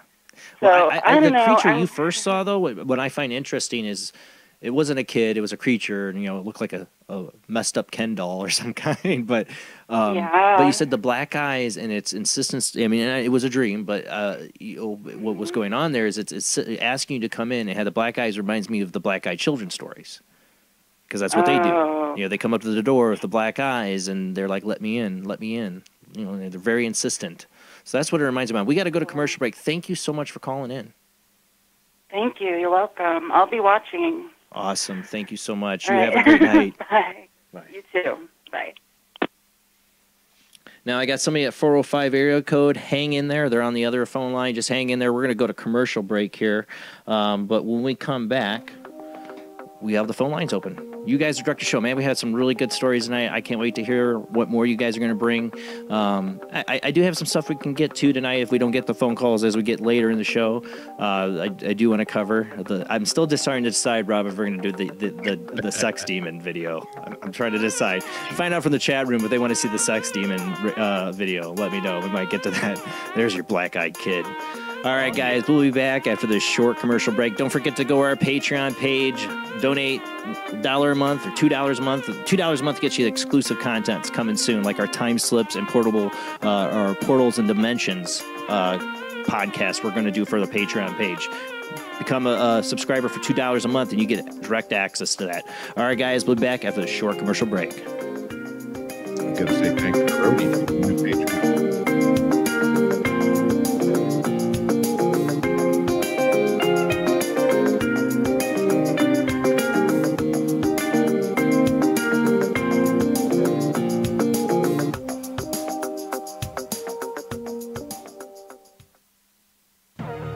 Intercepted a transmission of unknown origin. Transmission? Out here? SOS. Human. Unknown. Alien. Certificate X. Exclusive engagement at the Odeon Leicester Square. Now. Any systematized transmission indicating a possible intelligent origin must be investigated. I don't want to hear it. In space, no one can hear you scream. Paranation Magazine is a new paranormal magazine based out of Denver, Colorado. Our goal isn't just to give you the best paranormal content out there, but to promote paranormal unity. We're doing this by giving everyone an opportunity to tell their stories and to share their experiences. For more information, follow us on Facebook at Paranation Magazine and soon, paranationmag.com.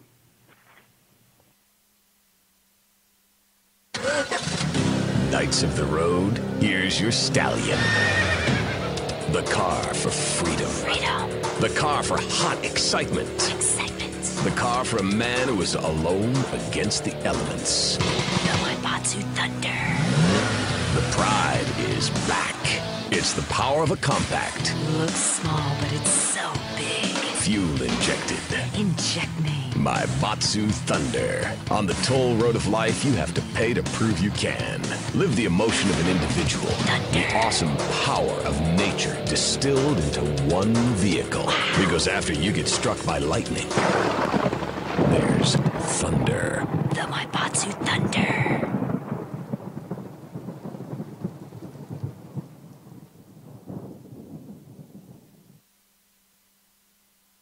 When Alex Gardner is asleep, he has an extraordinary gift. The government wants it, the scientists want it, but to keep it may cost him his life. It might be better if Alex didn't sleep at all, but he cannot resist entering the dreamscape. Can you? See Dreamscape in the West End and all over London now, Certificate 15.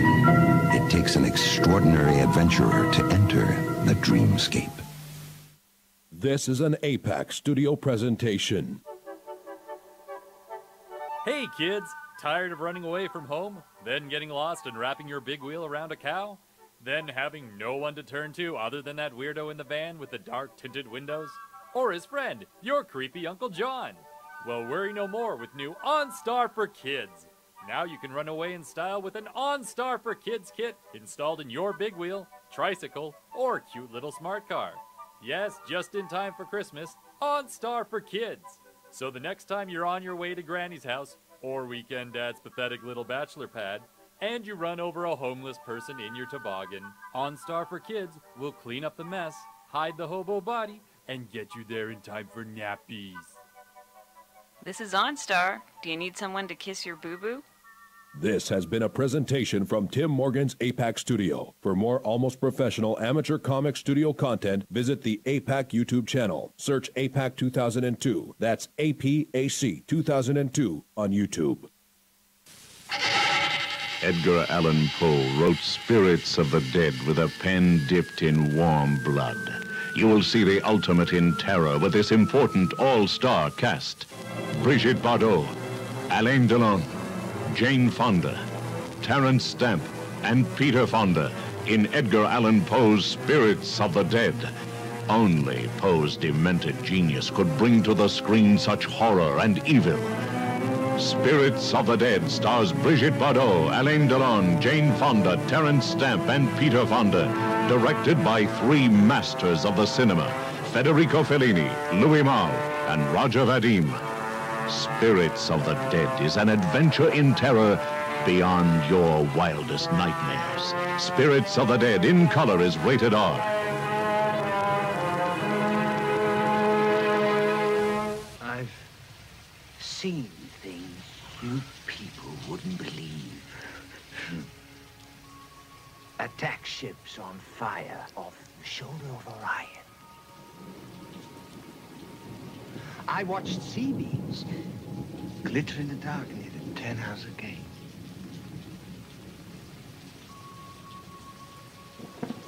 All those moments will be lost in time.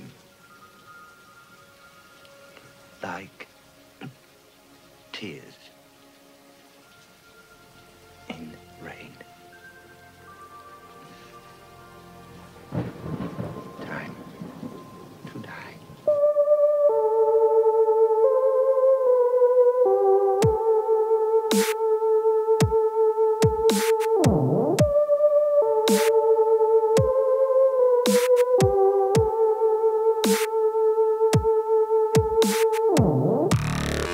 Tonight on Paranormal Soup is Open Lines Night. That means you call into the show tonight and you direct the show where we go.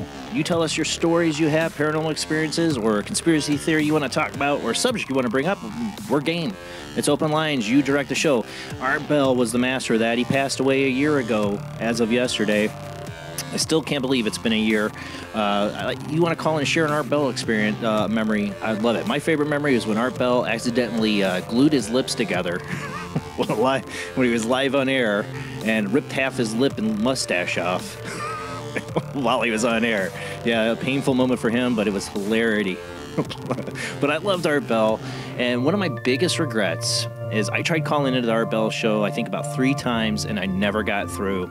They were hard. Those phone lines were always packed, and I never got through, and that's my biggest regret. I never got to talk to Art Bell. The guy was my radio hero, and when I had my shadow person experience, what I turned to was the Art Bell show, and I started hearing other people who had shadow person experience. It made me not feel crazy, and that's why I started doing this show. I started doing it when, right when Art Bell decided he was going to come back. It was around that time, or I think he left. Actually, it's when he came back and decided he was going to leave is when I started doing my show. And I wanted phone lines. I wanted to hear people and their experiences. So that's what you got to do tonight. Call in. Phone numbers are 219-230-4444 or 260-225-9419. Skype ID Jblandoo or Jblandparanormal Soup. Those are the 4 ways to call in. Just wait on the line till we call you and call out your area code or Skype name and tell us your story. But let's go ahead and get back to the show.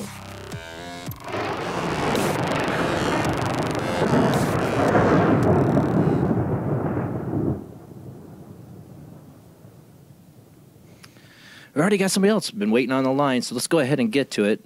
You were saying something before you went to the break there, Rob. What was it? You're muted. Don't hear you, Rob. There you go. I just wanted to say thanks to our newest Patreon member, which is Rhodey. Rhodey. Oh, I love Rhodey. Her and Katrina are my other moms. Thank you, Rhodey. I love you. Patreon, soon coming, time slips and portals and dimensions. I love this idea of time slips and that. I might get a little snippet of what I want to get into for the podcast. I'm recording it this week. I dead set a time for myself to do it, which I'm going to start working on it tomorrow.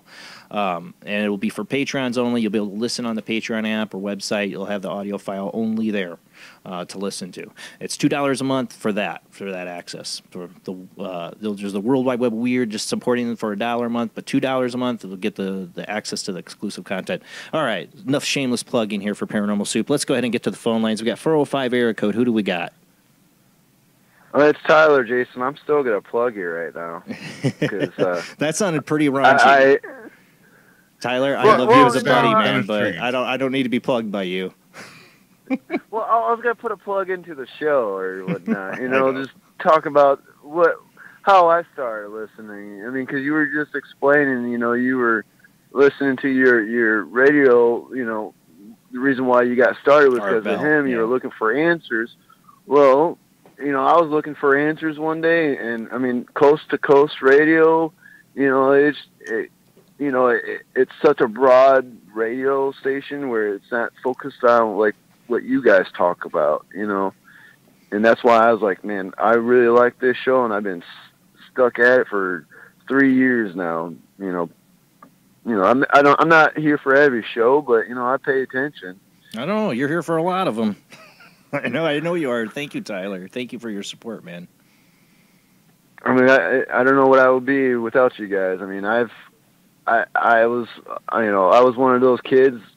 Mom didn't really tell me much about the house we lived on until I was a little bit older, and she would find me underneath the tables and upstairs because I would always have this creepy feeling about the downstairs. Like kid doesn't? That's where my bedroom was. You have to say that. Most kids are. My 3-year-old tonight told me, "Don't go downstairs. There's monsters down there." Very adamant. I'm like, my studio's down there. They'll have to deal with the monsters, kid. I got to do my show. I would turn the light off and stuff, and that was just like you just had that creepy feeling, like that eerie feeling down there. Yeah. And our house was old house, old factory where they built tractors in the inside of it. And so, like, it had history there. Yeah. So that was like my intuition, I guess, was like feeling that creepy eeriness of that place, not knowing much of the history. And I actually, this is one of my favorite. I mean, it's one. I shouldn't say favorite, but it's one of the most interesting cases of apparitions for me. And I kind of told you a little bit about this with the me being in Job Corps, and might add there's sandstone that surrounds it. So you got that as a major conductor for electricity, and then the Job Corps was built around old Indian mounds, ancient Indian mounds in the Wichita Mountains. If you know anything about those mountains, they were at one time the tallest mountains in the world. And, the glaciers came out and smoothed them out, but, a lot of history is in that. But anyway, so, many nights, I have night terrors and stuff, and, I fight in my sleep. And the couple nights that, my buckmates were starting to get to know me, they didn't really know nothing about me having these weird dreams and stuff and me fighting in my sleep. I was dreaming about a really mean guy, and he was in full dress like a Native American. Yeah, and I'm like, dude, you need to leave me alone. Like, please, just back off. I mean, because it was telling me, like, get out. You're not supposed to be here. This is, our place, pretty much. And I was like, get away from me. And I punched whatever was in front of me. And my friend woke up, and he said that he saw what was ever I was dreaming about was standing in front of me, looking over at me. And when I punched, I hit the bed so hard that my bunkmate fell off and it disappeared. Oh, wow. And it was a wicked experience. And then the next day, when we woke up, there was nothing but buffalo just traveling along within that campus there. But you always wondered all the haunted activity that happens when it comes to near Indian burial grounds and the mounds. Is the whole point is just to they're trying to get contact to people to tell them to get off their land, get out of here. And paranormal researchers will even tell you that's one place you do not want to mess with the paranormal, because you don't know what you can get attached to you. Because I really believe that Native Americans enchanted the lands. Who knows what power they possessed back in those times to enchant the nation. Or they just scouted out. They'd been on the land so long they knew the spots that were bad too. There were portals. Yeah, or they knew what. Yeah.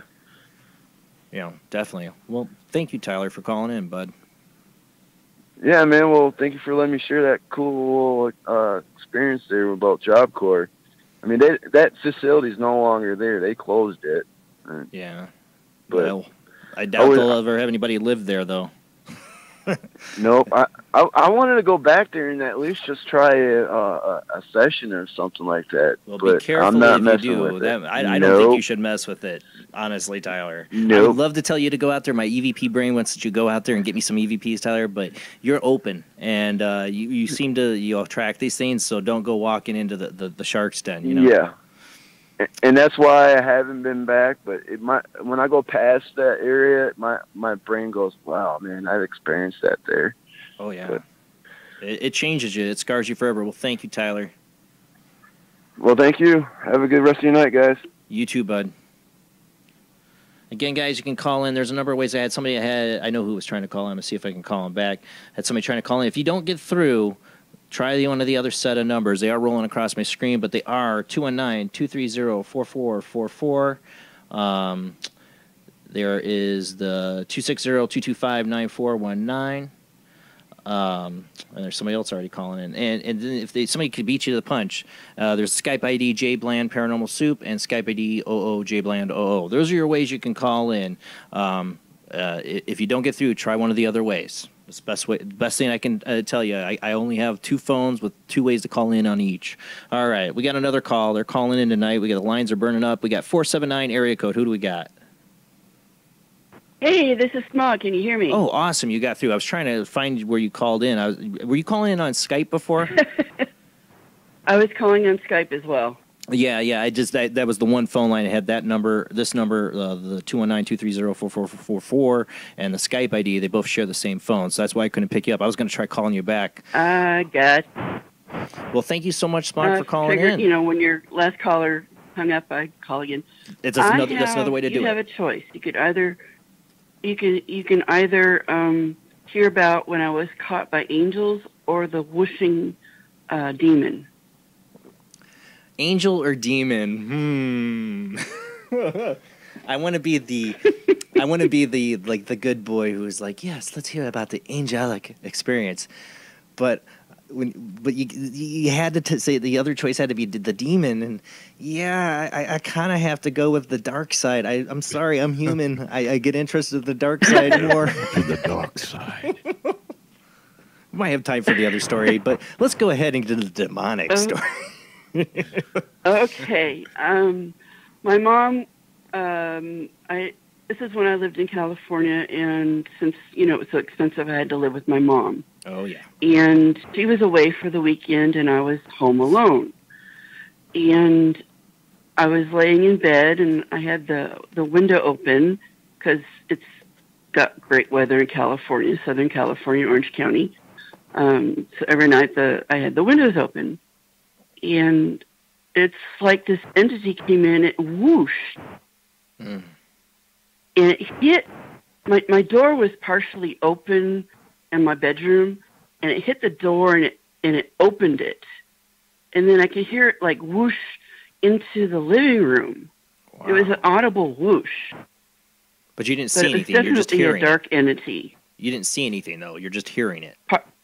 I didn't see anything, I just could hear something.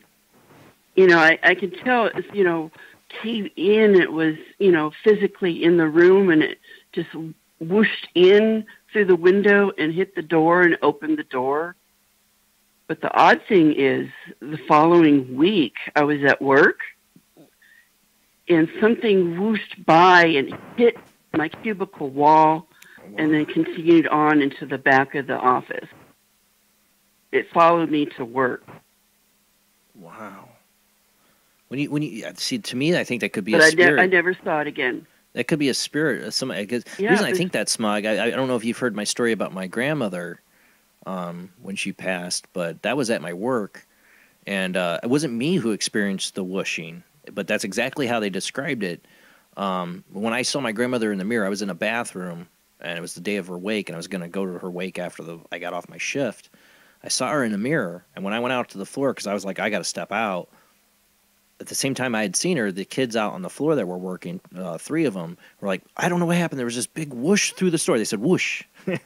and some kind of wind, and it went through one of the associates, and he felt like a tingling. But I think one of the first words they used was a whoosh, because it went through the store like that, and the door was closed. Yeah. Nobody had walked through it. And they thought it was the weirdest thing. And the one kid that it went through was the most skeptical of all of them. He always thought my stuff was, whatever.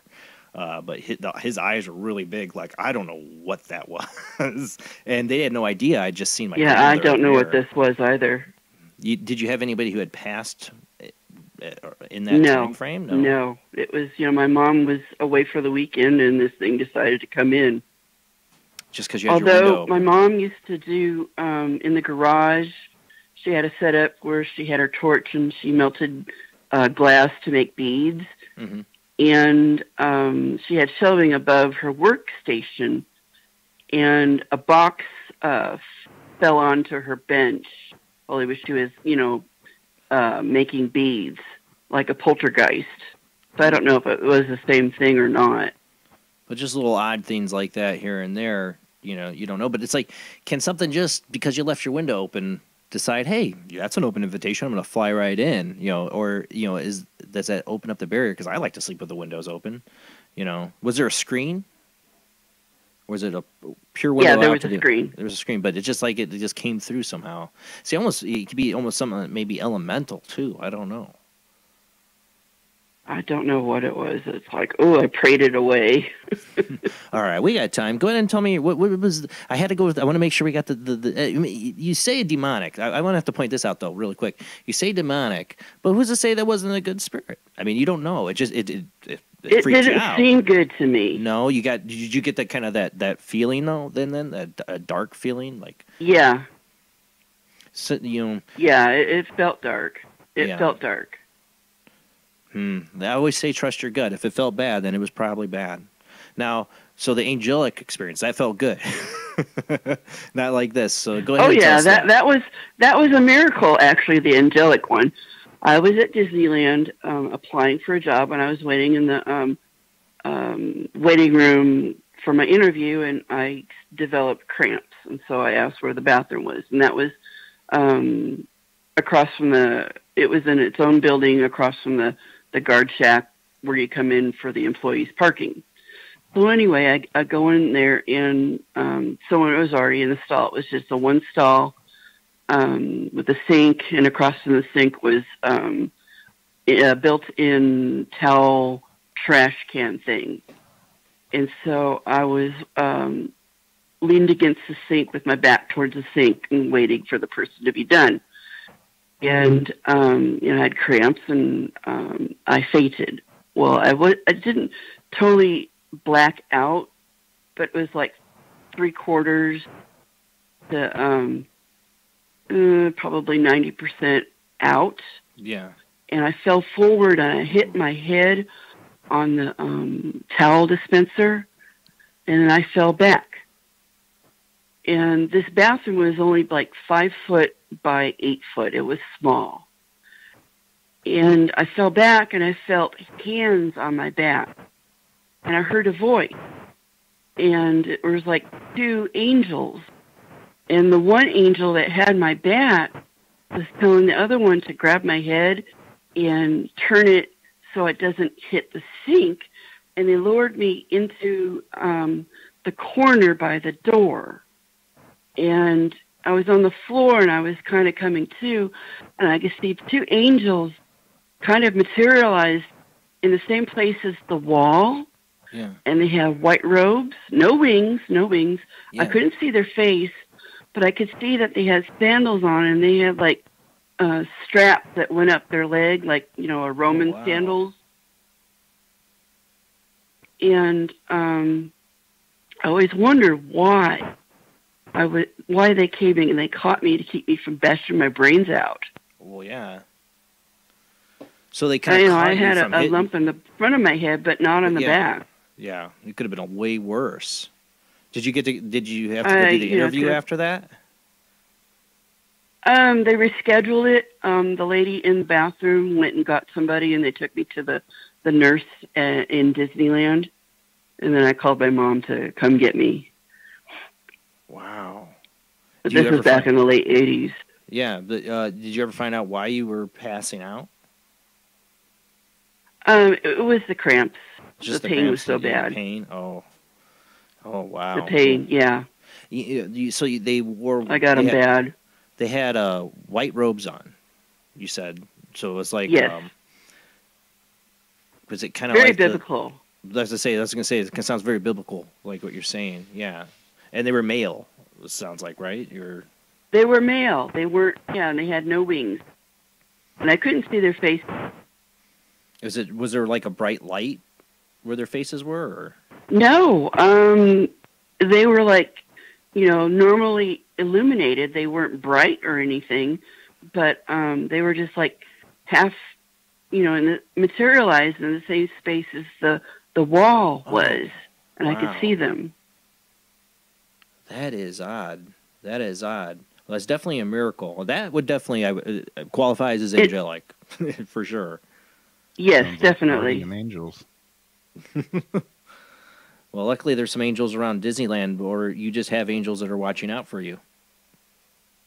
Yes, well, guardian angels. So I have 2 that I know of. Obviously, I've had a couple dreams about a black woman. One where it was my reincarnation dream, where I was a little black girl and she was my mom. But I also had one where I can't go into too many details because it gets really personal. But one where I saw her again, and it's like she was my guardian angel, and she wore like 1930s kind of clothes. But that's it. That's the only thing I know of for a guardian angel I might have, besides my great grandfather that I saw. But you wonder who you know, how are our guardian angels chosen, or, you know, who are they? It seems everybody's can be completely different, you know, but either be actual angels or like mine, relatives from the other side. I don't know. I mean, there's definitely something out there watching over us. Yeah, I definitely believe in that. Well, thank you so much, Smog, for calling in tonight. And hey, I want to say thanks, thank you. Jason. I wanted to say thank you for including me in your little group thing that you did for what shows you guys are trying to listen to. I was very flattered. Oh, that's, you know, we listen to you every Sunday night, so of course I have to include you. Well, thank you so much, Smog. That means a lot. You're welcome. Have a good night. You too. I had to go with the demon story first. Yeah, for sure. All right. Well, speaking of that, let's go ahead. I debated all week about this one. I didn't include it in the World Wide Web. There's other stuff we didn't get to from the World Wide Web where we might get to here soon. But I think we'll get to this. I debated about this one. So if you are a child or you think you are past your bedtime, you shouldn't be up because you probably would have school tomorrow. You definitely aren't watching this. Go to bed. Go to bed. Okay. This is mature audience only. And this, now we're going to laugh, we're going to have some fun, but I take demonic possession seriously. I believe it is a real phenomenon. I believe it really harms people, and I believe somebody when they say they're demonically possessed. And maybe that's what's going on in this video. I don't know. I'll let you decide, but I've seen this posted. It was all over the last week. Everybody was sharing this one. You might have already seen it. But yeah, go ahead and play that. I'm going to leave it just up here. People can watch it. We don't need a close-up of this video. I think people get the gist of it. But go ahead and watch. You can see my reaction. Look at demon. Look at demon. Look, oral sex. Oral sex demon. You see oral sex. Look, oral sex. Look. You oral sex. Use oral sex. Let that sperm of that man out. Out. Out, you demon. Out. Let go. Let go. Deliver me. 2 Sundays back then. A demon came with his penis and put it in my mouth, and then he came again and he slept with me last week, and I told deliverance again, and since then my he came again. Itching. Yeah. Itching problems, yeah. See a doctor. Hey, who are you? Who are you? Boy, who are you? Speak. Who are you? Check. Who are you? Look at that demon. Look at that demon. Look at that demon. Look at that demon. Look at that demon. Look at that demon. Who are you? Who are you? Speak. Speak out. Who are you? Who are you? Jesus. You demon can help you. Yeah?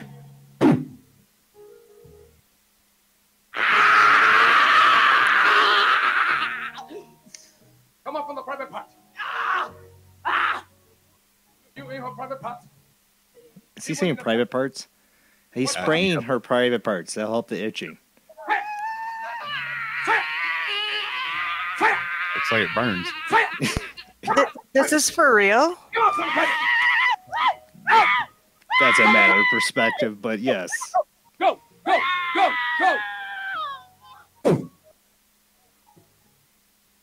Did he spit on her? What is your name? She doesn't feel one bit ridiculous. Turn it up. What happened to you today? So you delivered me today, and then when I went to the bathroom, I think 15 minutes later, somebody sprayed. Oh, come on, somebody. After I spray with the water, after I spray, something came out white. Put your hands together. Hallelujah. May your healing and deliverance be permanent in Jesus' name. Come on and give the glory to Jesus. I believe in demonic possession is a possible thing. But there was a book I read a long time ago, American Exorcism. Michael and Tino. I get the author's name wrong. Sorry, but he went around to these kind of different exorcisms or spiritual, you want to call them, deliverance ministries, and he tried to take it with a serious mind. He open to the possibility. And one of the concepts that comes in the book that he kept on bringing up is expectation, and kind of the mass hypnosis on people. That it's like you go to a magic show and you expect to see a magic trick. Maybe that makes the magic trick happen. I don't know. But can we blame, is there a sex I don't know. I mean, I definitely know I've had people on the show that say, yes, there is a demon that's all about sexual perversion. I'm sure of it. But I don't know. She didn't mean a physical doubt demon did that to her. She had to have been referring to a guy being as That's tempted the question by Satan. I have. Or I mean, is she calling a guy the demon? Now that's what I would like to clarify. But no, I mean I think she's implying a demon came and stuck his penis in her mouth, and oral sex demon. Wow. Oral sex demon. I don't know. I mean, there are cases of people being, but I don't know. These deliverance ministries, it's like, do people put on a show because they just saw the last person put on a show, and it's like this chain reaction, well, I got up here, I don't want to look. Yeah, he sprayed. I'm assuming that's something.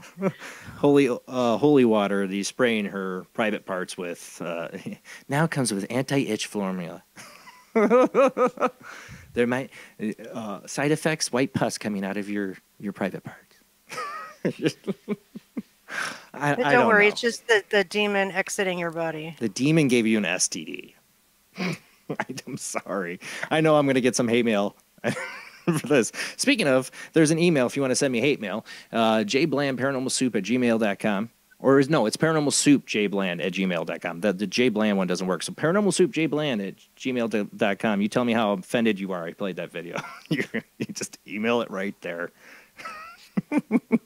Can't promise I'll get back to you. But if you're offended, go ahead and just email it there and you tell me how I offended you. Thinking of that is next Sunday's Easter. And for a while, I didn't do an Easter show because we did that one Easter show.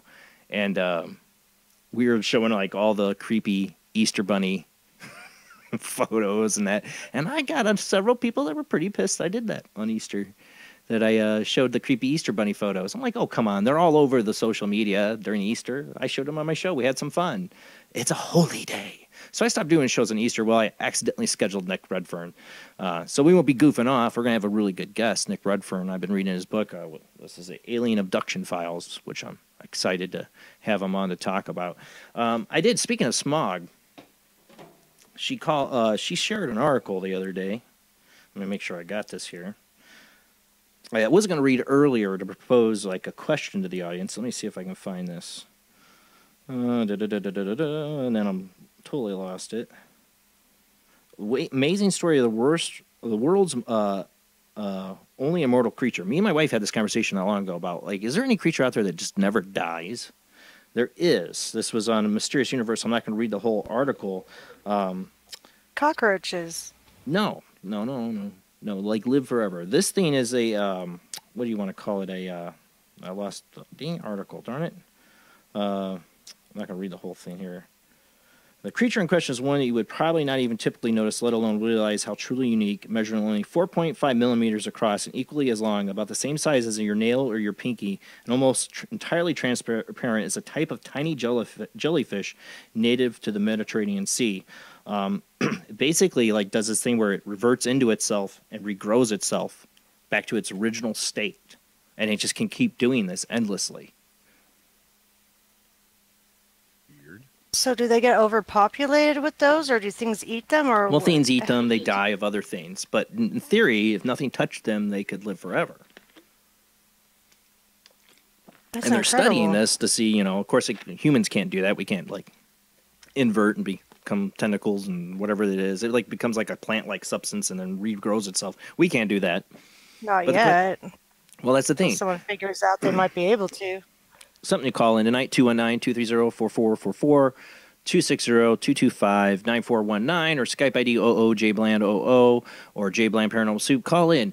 My question is, let's say they do come up with immortality. It's probably going to be only the rich that get it. We all know that because it'll cost a ton of money. But let's say you were rich and you had a ton of money. You could afford for immortality. Live forever as long as you don't get hit by a car or whatever. I mean, it could be like a death becomes her kind of scenario. You don't want that. Where like, you live forever, forever, even if you get cut up into a million pieces.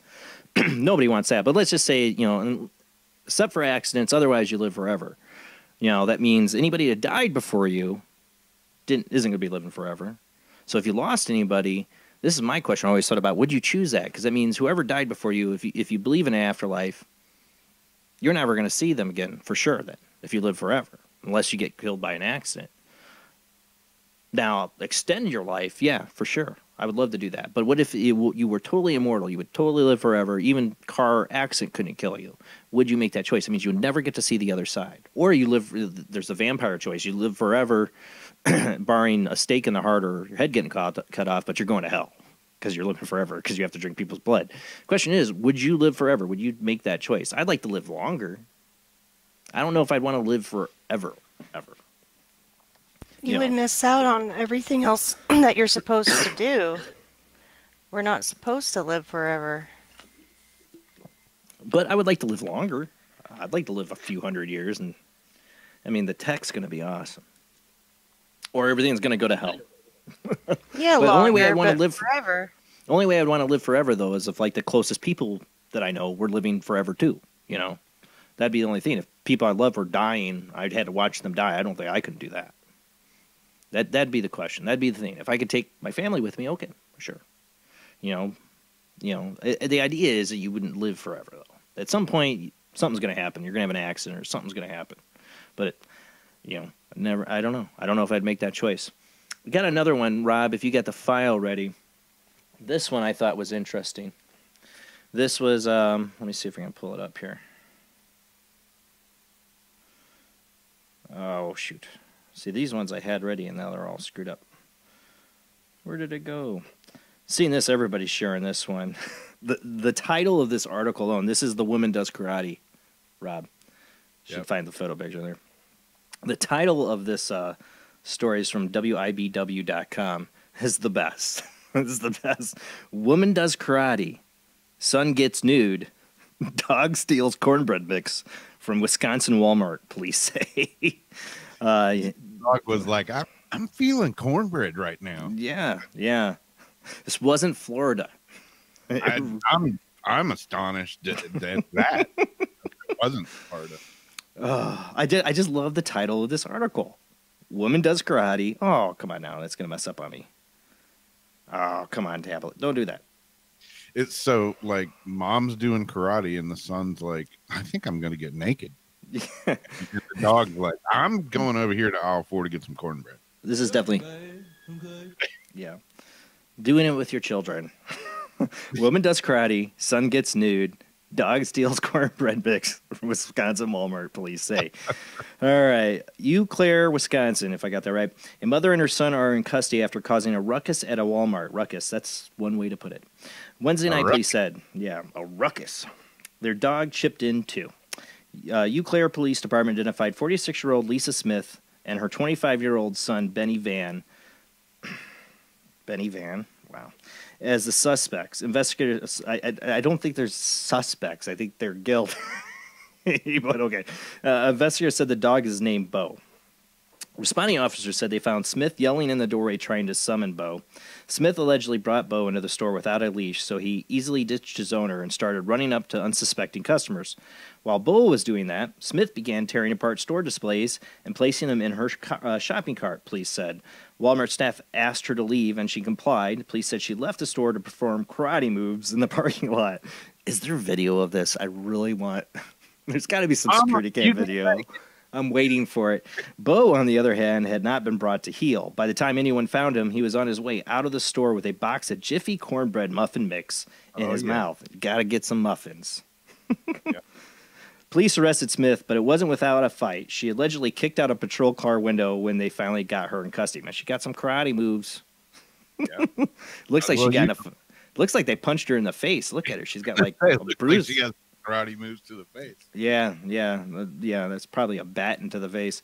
Meanwhile, police said Van, her beloved son, was running amok inside the store. He allegedly took off all of his clothes in the rear of Walmart and exposed himself to everyone around him.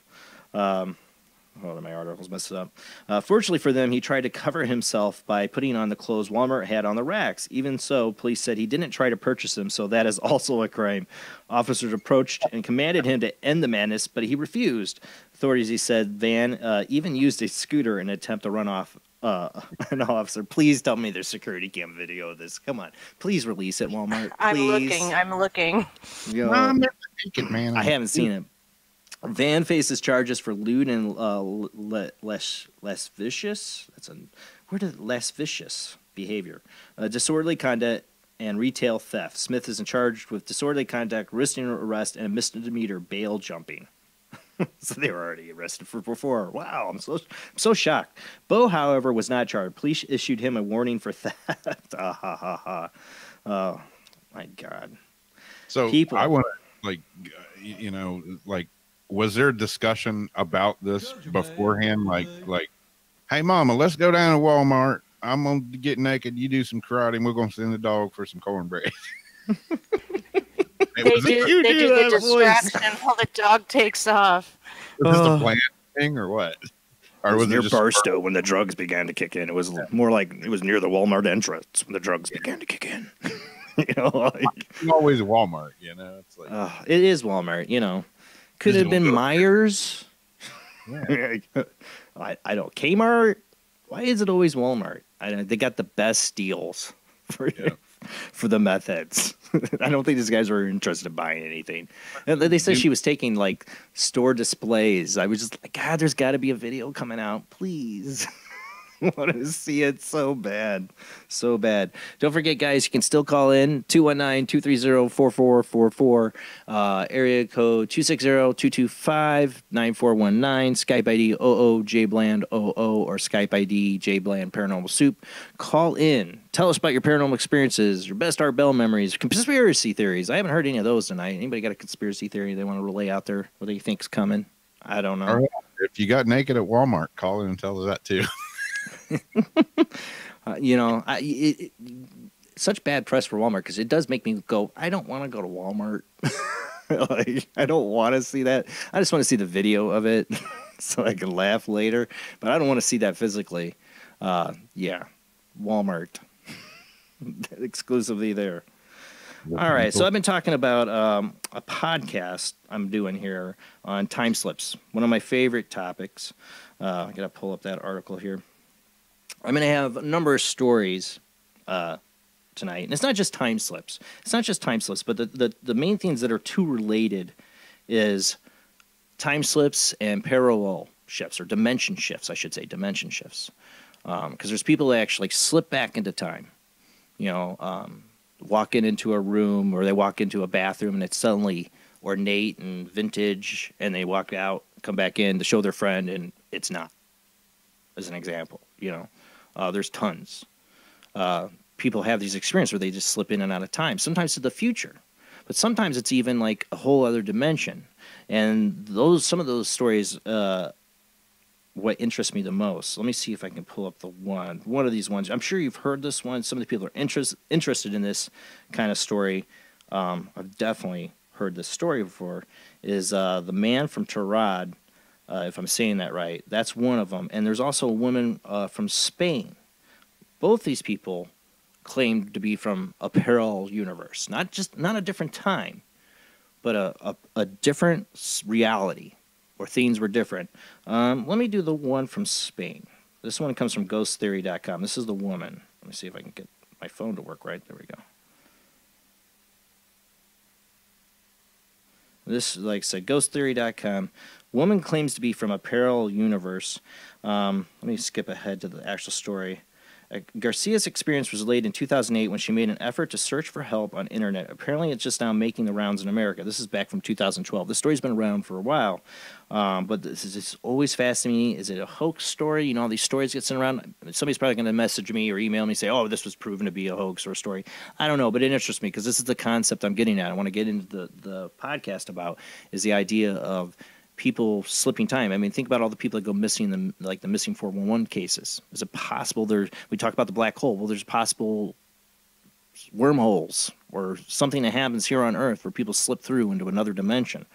For this one, it says, for anyone reading this blog, regulars will know that we have already written a few articles about parallel universes. Well, let me skip ahead. I want to get to the story. Here it is. This is what she had posted. Stories transcribed where the woman's name Gardia Lorena Garcia left a message for someone to help her, and it was July 16th of 2008. Hello, my name is Luz. I am 41 years old, and I think I jumped into a parallel universe. I find it hard to tell because everyone will think I'm a psychotic, and no one will believe me. Please, if anyone has had a similar experience, please write to me at this email. She gives her email. One day I woke up. Everything was different. Nothing spectacular. Nothing to do with time travel and all that stuff. I just got up in the same year, the same day. I went to bed, but many things were different. It's the little things, but important enough to know that at one point there was a turning point in which things are different. In fact, this is a dream. You are all. If this is a dream, you are all in a dream. As I write this, this is way it's written kind of badly. So if someone replies is that you are living the same reality as me, be my dream or not. 4 months ago, I woke up to a normal morning. I was in my rental house where we lived for 7 years. Everything was the same except that the set of sheets on my bed that were different.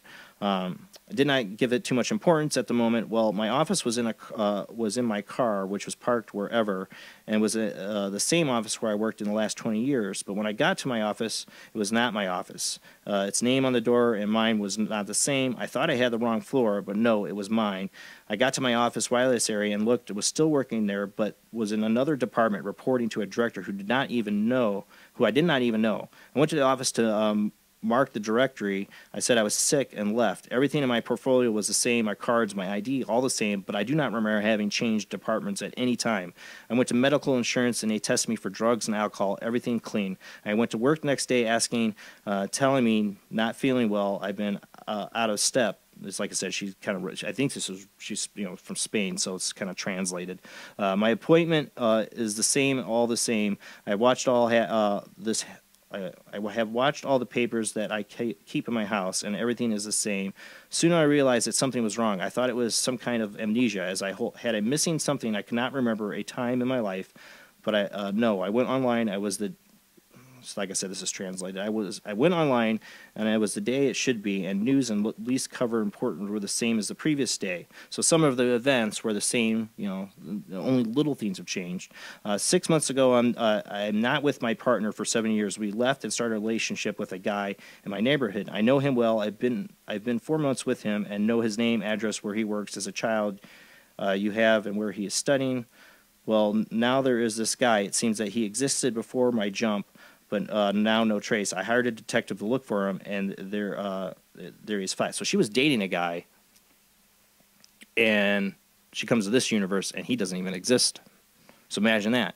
See, the reason I would get in this idea is, it could explain a lot of things, like deja vu, like the experience of I've done this before. Well, maybe you're in connection with another parallel you who has done it before. Maybe it's your reality shifting into a new reality. That's one thing I've always wondered. Do we shift during our choices throughout the day into different realities? Me and my wife talked about this because there's things that there are what they call the Mandela effect. This would be one big Mandela effect for her because, tons of things changed that weren't the same for her before in one day. So is that possible? Can somebody just jump to another reality? I think there's more and more evidence. That's what I want to cover in the podcast. You can get that exclusively at our Patreon. It'll be for the $2 a month. You get exclusive content like this podcast we're working on now on time slips and dimensional rifts. I haven't come up with a clear title yet, but that's the theme. And I got a lot of different stories I want to go over and ideas with it. That's just one of them. There's other ones where people are total time slips. There's one where the girl puts half herself into the past and her whole body goes numb. I mean, there's so many great stories out there of people that slip into another reality. It's something that's fascinated me and scared me. But as a kid, I used to think about this stuff as like, could you just, disappear one day? Step into the wrong place, open the wrong door, and you're in another reality. Maybe we're doing it, we don't even realize it because the difference is so little. You know, Yeah. it could, like I said, it could explain some of the weirdness that happens around people. Yeah, You've what had about- deja vu, right? I mean, Oh. I think everybody has. I've had some crazy deja vu. And, you know, what about people that, you know, like, what about the planes that have just, you know, disappeared? Planes, boats. 100 people, 200 people on it. They just vanished. All the people that just vanish from state parks. And then all the stuff that comes through. I mean, it's one thing that people might vanish because of these time slips and dimensional shifts, but what else shifts in?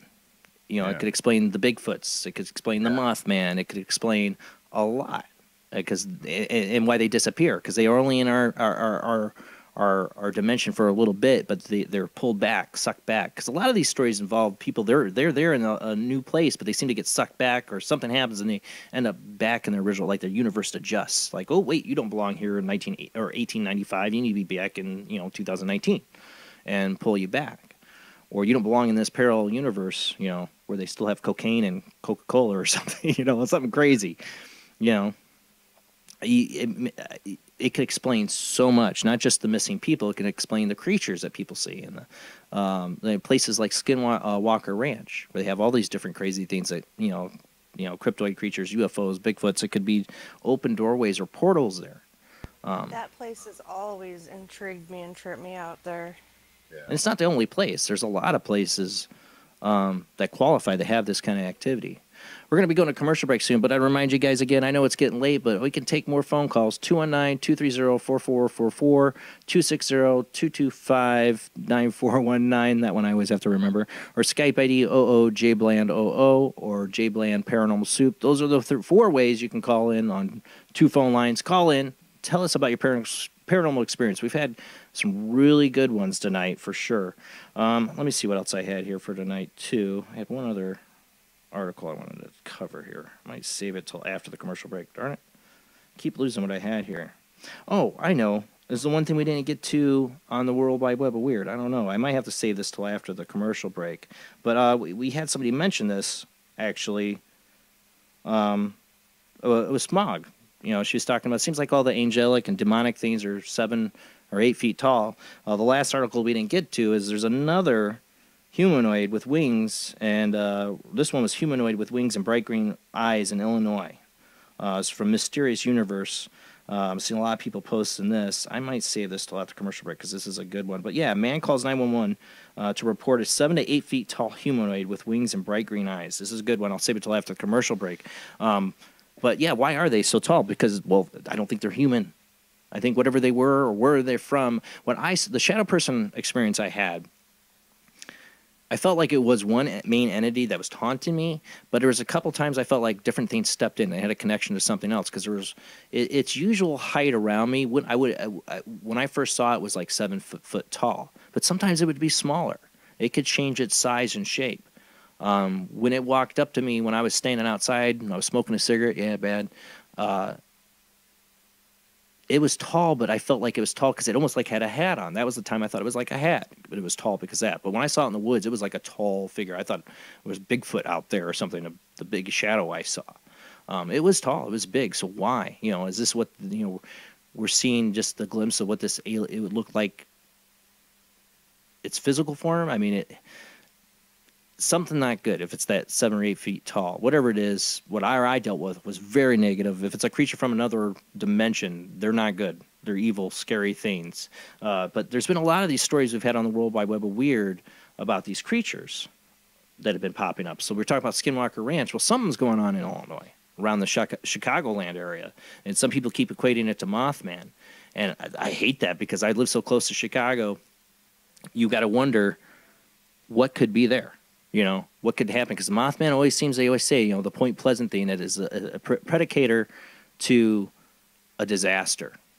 And that's what's always scared me. And there's been a lot of these stories, and it seems to be more and more. Well, this one has a police report. We're going to get to that. I got somebody on the phone line. Let me see if they're cool about hanging out over the commercial break. Who do we got at 480 area code? Hey, Jason, it's Zach. How's it going, bro? Hey, Zach. Hey, can you have you been seeing these articles about the creature? The creatures they've been spotting in Illinois? I have not. All right. Well, we're going to get to that after commercial break, but I'm going to get to your phone call first. Do you want to hang over and come on after the commercial break? Absolutely. Yes, you got it. Okay, man, just hang in there. We're going to go to commercial break, guys. Again, you can call in. Zach's on the 219-230-4444 line. So the 260-225-9419 line is open. You can call in at Skype ID oojblandoo or Jblandparanormalsoup. Call in. We still got time tonight. I will get to this article a little bit too, but Zach's always got something good, so we'll get to him first, and then we'll get to this article because it was the last part of the World Wide Web of Weird I couldn't fit in. What is going on in Illinois? these creatures that are people seeing. All right, guys, this is the last commercial break, and then we will be back. And don't forget, check out our Patreon. That time slips is going there. Oh, man, I just lost Zach. I'll try calling him back. Looked like his phone call dropped. All right, well, we'll get Zach back here in a minute. All right, guys, we'll be back after this short commercial break.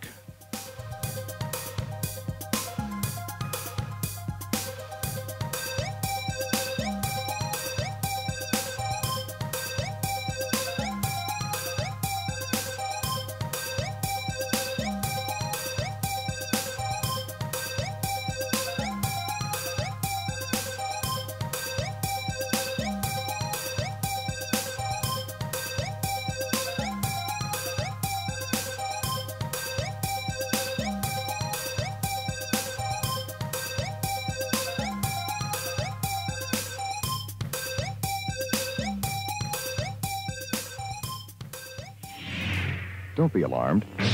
It's only a laser sword fight. Don't be scared. It's only the Death Star destroying another world. Relax. It's only a movie, and it's all for fun. Director George Lucas and 20th Century Fox present Star Wars. Rated PG. Parental guidance suggested.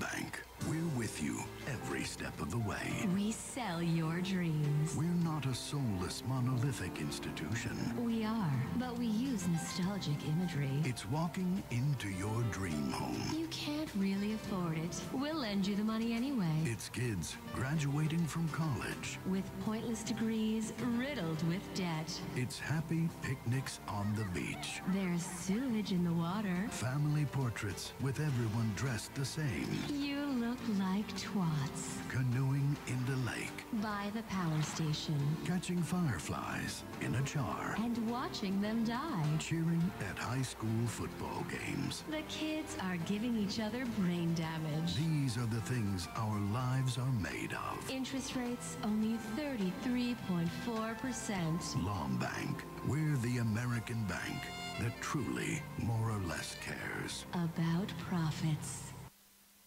Of the second kind, physical evidence of a UFO. Close encounters of the third kind, contact. From Steven Spielberg, the director of Jaws, comes one of the most ambitious and unusual films ever made. And what you will see has never been seen before. It's a cosmic mystery crossing what many scientists believe will be the next threshold of human experience. It is called Close Encounters of the Third Kind. It begins in an Indiana town and leads to one inescapable conclusion. We are not alone.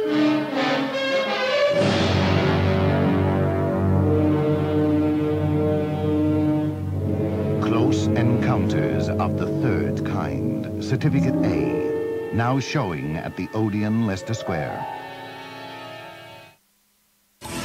The Science of Crime is back for another season. The cigarette was hotboxed. He was nervous about something. His orthopedic surgeon records indicate that he was a deaf woman who plays guitar. Mermaids, multiple wives, threesomes. This is serious. They're not detectives or scientists, but they act like they are. They're crime scene cops that take matters into their own hands. These guys are so smart, they never have to look anything up. He was neurotic, with a love of puppies and experimental cooking. I knew it. It's a partial lesion caused by light to medium tearing of the thoraxal cortex. Obviously, you can tell at a glance by the fingerprint on the mustard bottle. Andrews, my acting sucks ass. the science of crime. It's forensically boring. From deep space, the seed is planted. Terror grows.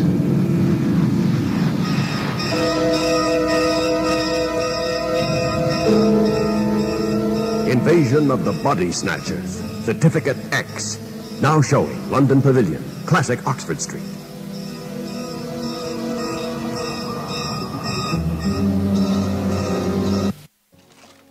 Heat 'em up. Do, re, he gone.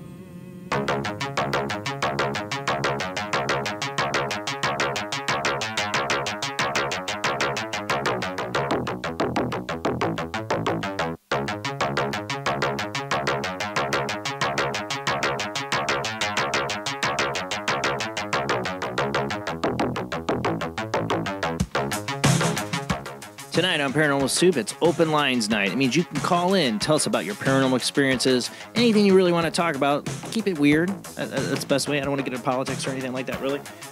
But call in. We got, right now, somebody's already on the 219-230-4444 line. So if you want to call in, 260-225-9419 is one way to call in. Skype ID oojblandoo or Skype ID Jblandparanormalsoup. Those are the ways to call in. If you get cut off or you get if it hangs up on you, it's because I got somebody else on the other line. So just wait. We only got about half an hour left, but please try to call in. It's my way to get to know my audience tonight. I've had some new callers tonight. I love it. I love all these stories. Even if you think your story's not that special, give it a shot. Let's hear it. Let's talk. Let's discuss. Tell me about your paranormal experience. Or answer the question, do you want to live forever? That's one of the questions we had tonight. Or tell me about your Art Bell experience, memories, best memories. Still can't believe it's been a year since he's passed on. But call into the show, guys. It's our time to talk. Next week is Nick Bredford. You can call in and ask questions of the guests then. But if you want to just talk tonight, now is your time. Let's get back to the show.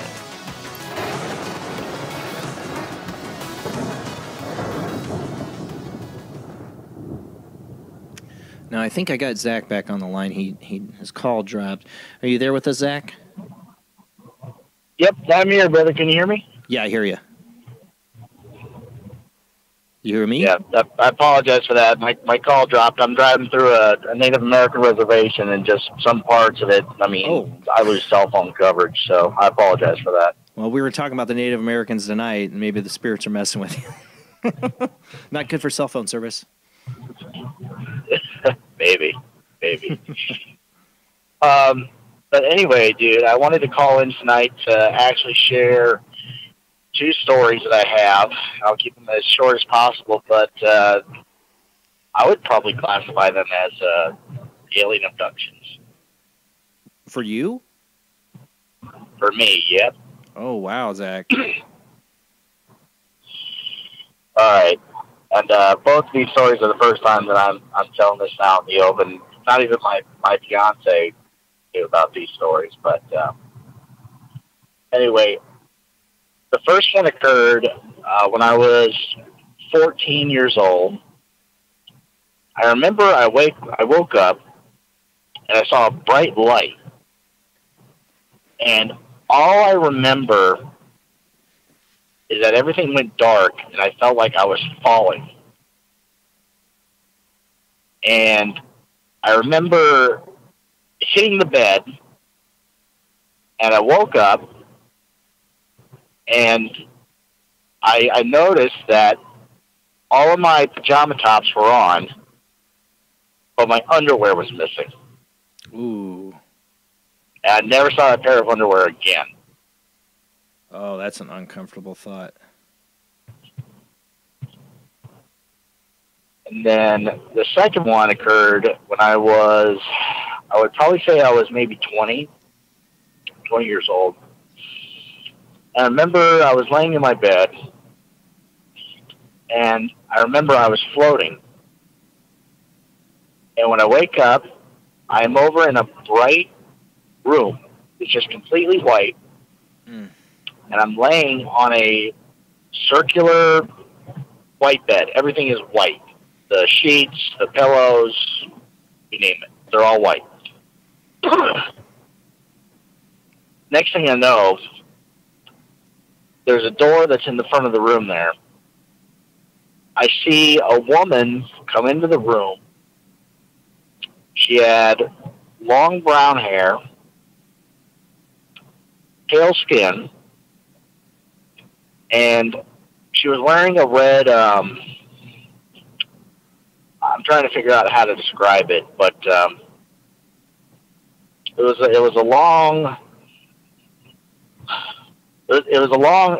dress. I remember that. Like a gown, dress, whatever it is.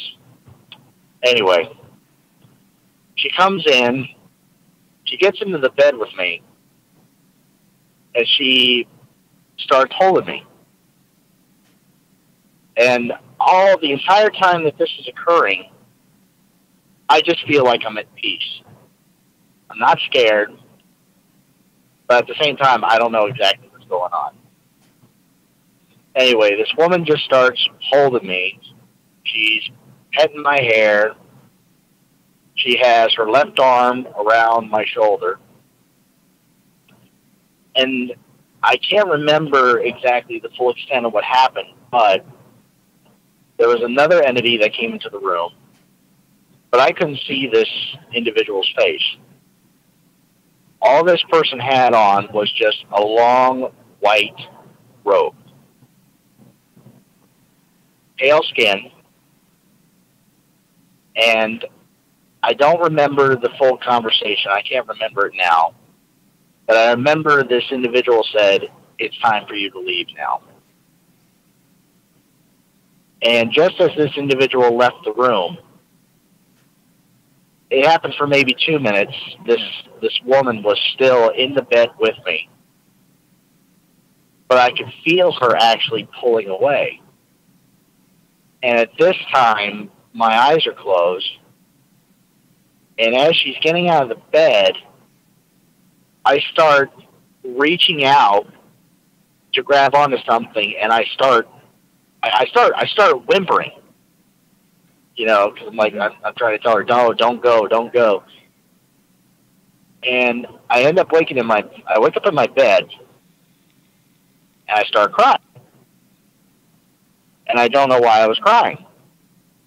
Because I never met this woman before. I don't know who this was. Was it a motherly feel? I almost felt that way, yes. I'll get to my point why I asked that in a second. Yeah, it almost felt like that. It's just a more paternal, guardian kind of feel to it. Yeah. There wasn't anything romantic. It wasn't romantic in any kind of way. Right, that's what I'm getting at. This was more paternal feeling. Exactly. There was nothing sexual about it. It was just that paternal atmosphere that I felt. Right. And really, that's it. I haven't had anything. Have you similar? You've listened to Terry Lovelace on the show. Have you read his book yet, Zach? I haven't read his book yet. I really want you to read it now. I have 2 copies. He gave me a new copy. I got to remind him. I think he released his book, and he actually put Paranormal Soup on the back. And he sent me a copy. He forgot he sent me a copy. If you're listening, Terry, you emailed me about it. And you're like, yeah, it's sorry. I'm like, yeah, you sent me a copy. I got it. I got the copy, Terry. So I have 2 copies. I have my original and I have the new one. I don't really want to give them up, but I almost want to buy you this book, Zach, because you need to read it. Because when I read it, before I had Terry as a guest, before I got to talk to him, I read that book, and it started making me think about some instances like you had, a lot, like to a scary point where I started to get scared when I started thinking about it deeply, about some stuff that happened to me. Like one, being in a tent and having a crazy dream where I'm being floated out of the tent and I'm onto a ship, and I can't tell you too much more what happened. It gets very personal. But then wake up in my tent, face the other way around with my boots off, because I slept with my boots on, because I'm out in the middle of, literally out in the middle of nowhere where there's mountain lions, and, I'm sleeping with my shoes on in case I got to run for it, And when I woke up with my boots off and facing the other way, I'm like, okay, I did just have, a crazy alien dream. Okay, all right. It's just a dream. I don't know. Maybe I did it in the sleep. Maybe my friend was missing, and I go walk out, and I see my friend out at this cliff that we had hung out at, and we talked and all that. He didn't know why I was moved around in the thing. He's like, I found you were that way when I got up. You were facing the other way. I thought it was weird too. I'm like, okay. Well, later on, it was early morning. I was like, when I woke up, it was like only like 6 a.m. and the sun was just coming up and there's a fog over the valley. We saw this big bright light, and this is not long after I got up, shoot up into the sky. And we're like, what the heck was that? And that was after I had that experience. Oh my And gosh. I you know how much I'm interested in this stuff. I didn't think about it for years. I just pushed it out of my mind. I never considered myself possibly an alien abduction. And there's other things that's happened. But I put that out of my head completely. And in Terry's book, you'll hear him, and you've heard him in the interviews, it says these things have a way of, like, making you not think. Terry didn't think about the incident. As crazy as the incident was that happened to Terry, he put it out of his head for years. Like you're programmed not to think about it. And that's why I think, yeah. Every time Terry's been on a show or I've talked to him, he makes me think about weird stuff. I had something happen a long time ago, and every time I've listened to him, you need to read the book. Yeah, I do, big time. It You brings really back do.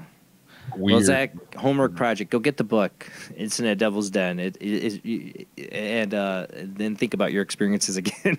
You might be a little more frightened about it. The reason I bring up the motherly thing, one of those instances I had later on after that camping trip, some of what I consider could be possibly, I don't know. I still am not willing to say I'm an alien abductee of any kind. I'm not willing to say that, people. But I had one experience where I quantified as unusual dream, and it was in a room. It was all white, just like you described. And it was a dark-haired woman there. Now, she looked more, I equated her to the Virgin Mary. And I'm not Catholic. I'm not, I went to a Catholic high school, but I'm not Catholic. I'm not religious, so I don't know why I would see the Virgin Mary, but that's what she appeared to me as. And she was telling me, it was very comforting, like, you're on the right path, basically kind of a message. And I didn't want to leave. And I woke up from that dream crying, just kind of like yours. So I found it very similar. And to me, she was paternal. It was a motherly thing. So it kind of made me think of that experience. Yeah, definitely. I haven't. I didn't really think about it much until very recently. Actually, I mean, it just. See, you put it out of your head. Really. Yep, you don't think about it. It's like there's something like in your brain that's made you like, oh, not to remember it, not to think about it. It's there if you something brings your attention to it. Yeah, I remember it, but otherwise you won't think about it. It's like you put it off. That's why I think it's so important to have people like Terry Lovelace on, because it might wake people up to these memories they didn't know that wouldn't think about. So thank you, Zach. You surprised me when you call in and say you got 2 abductions. I'm like, all this the years you've been calling in, and I don't think you've ever brought this up. This is the first, man. I'm slowly, becoming a lot more comfortable with just sharing some of my experiences and all that, because, I mean, growing up, I kept these all to myself because me too. You don't have a community to talk to anyone about them. But here, man, this is definitely the place to do it. Yeah, no judgments, people. Call in, tell us about these experiences. We're gathering information. We're learning from each other. And Zach, thank you so much for sharing that with us tonight. Thank you for allowing me to call in, Jason. You have a good night, brother, okay? You too. All right, well, we got somebody else waiting on the phone line here. We got a 319 area code. Who do we got? You've got Heather from Wood Paranormal here. Oh, hi, Heather. I was hoping it was you. What I want to share is my very first paranormal experience, and it spans out to a 6-year period. My parents, they were buying a farm out in rural Tor Mills, Iowa, and they were buying it on contract and everything. And the first 2 weeks we were there, we had nothing but cornfields around our whole property, and they were about over 6 feet tall.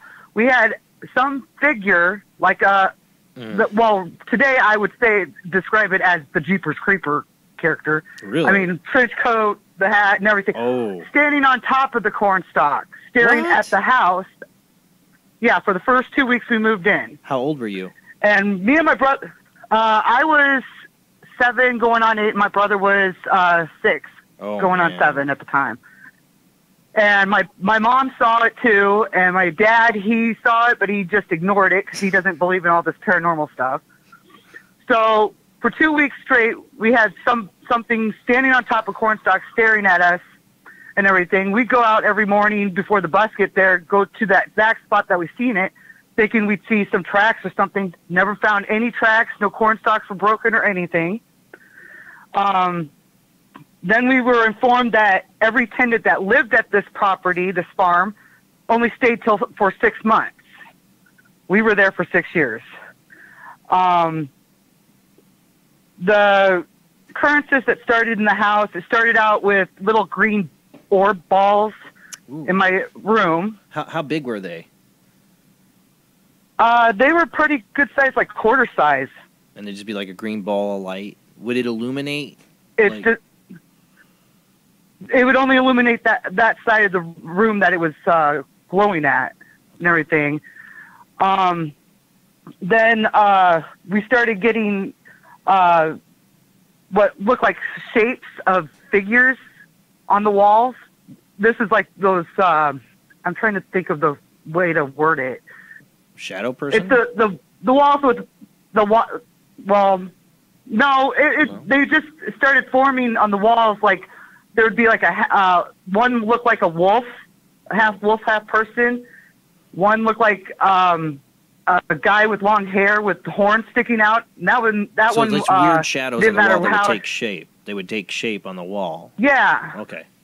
Yeah. Ooh. And then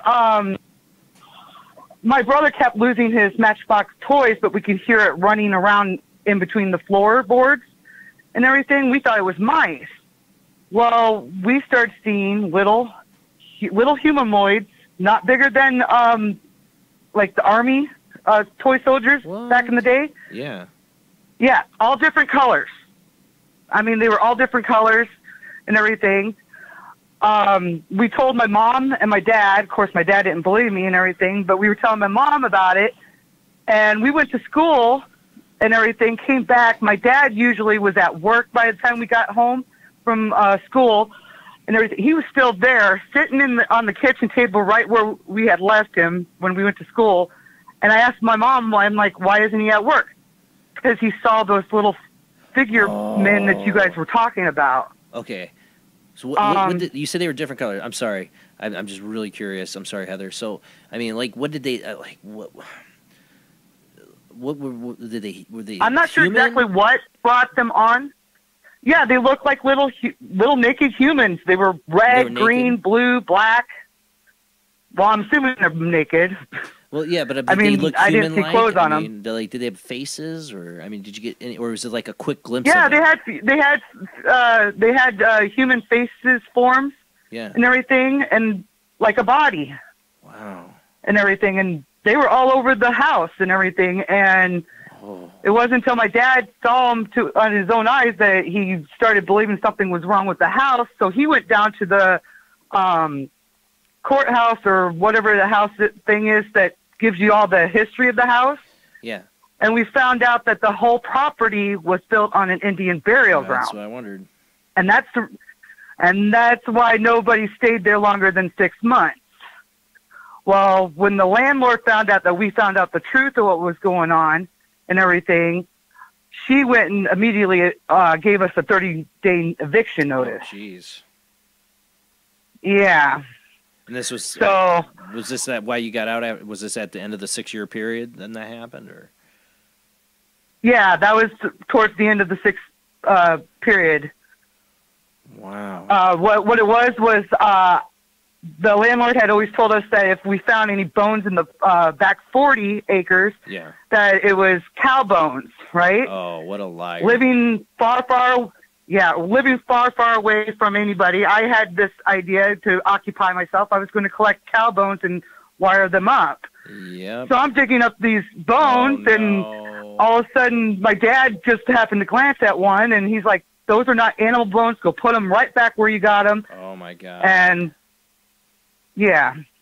You know, and the reason that landlord did that is he was afraid if they found out it was Native American ground, he might lose his land. Well, I was young at the time, so my mom had went and also during that time went to an auction and bought this god ugly wall mirror, and she insisted on putting it in my room, and I had the bad feeling from it the day she brought it home.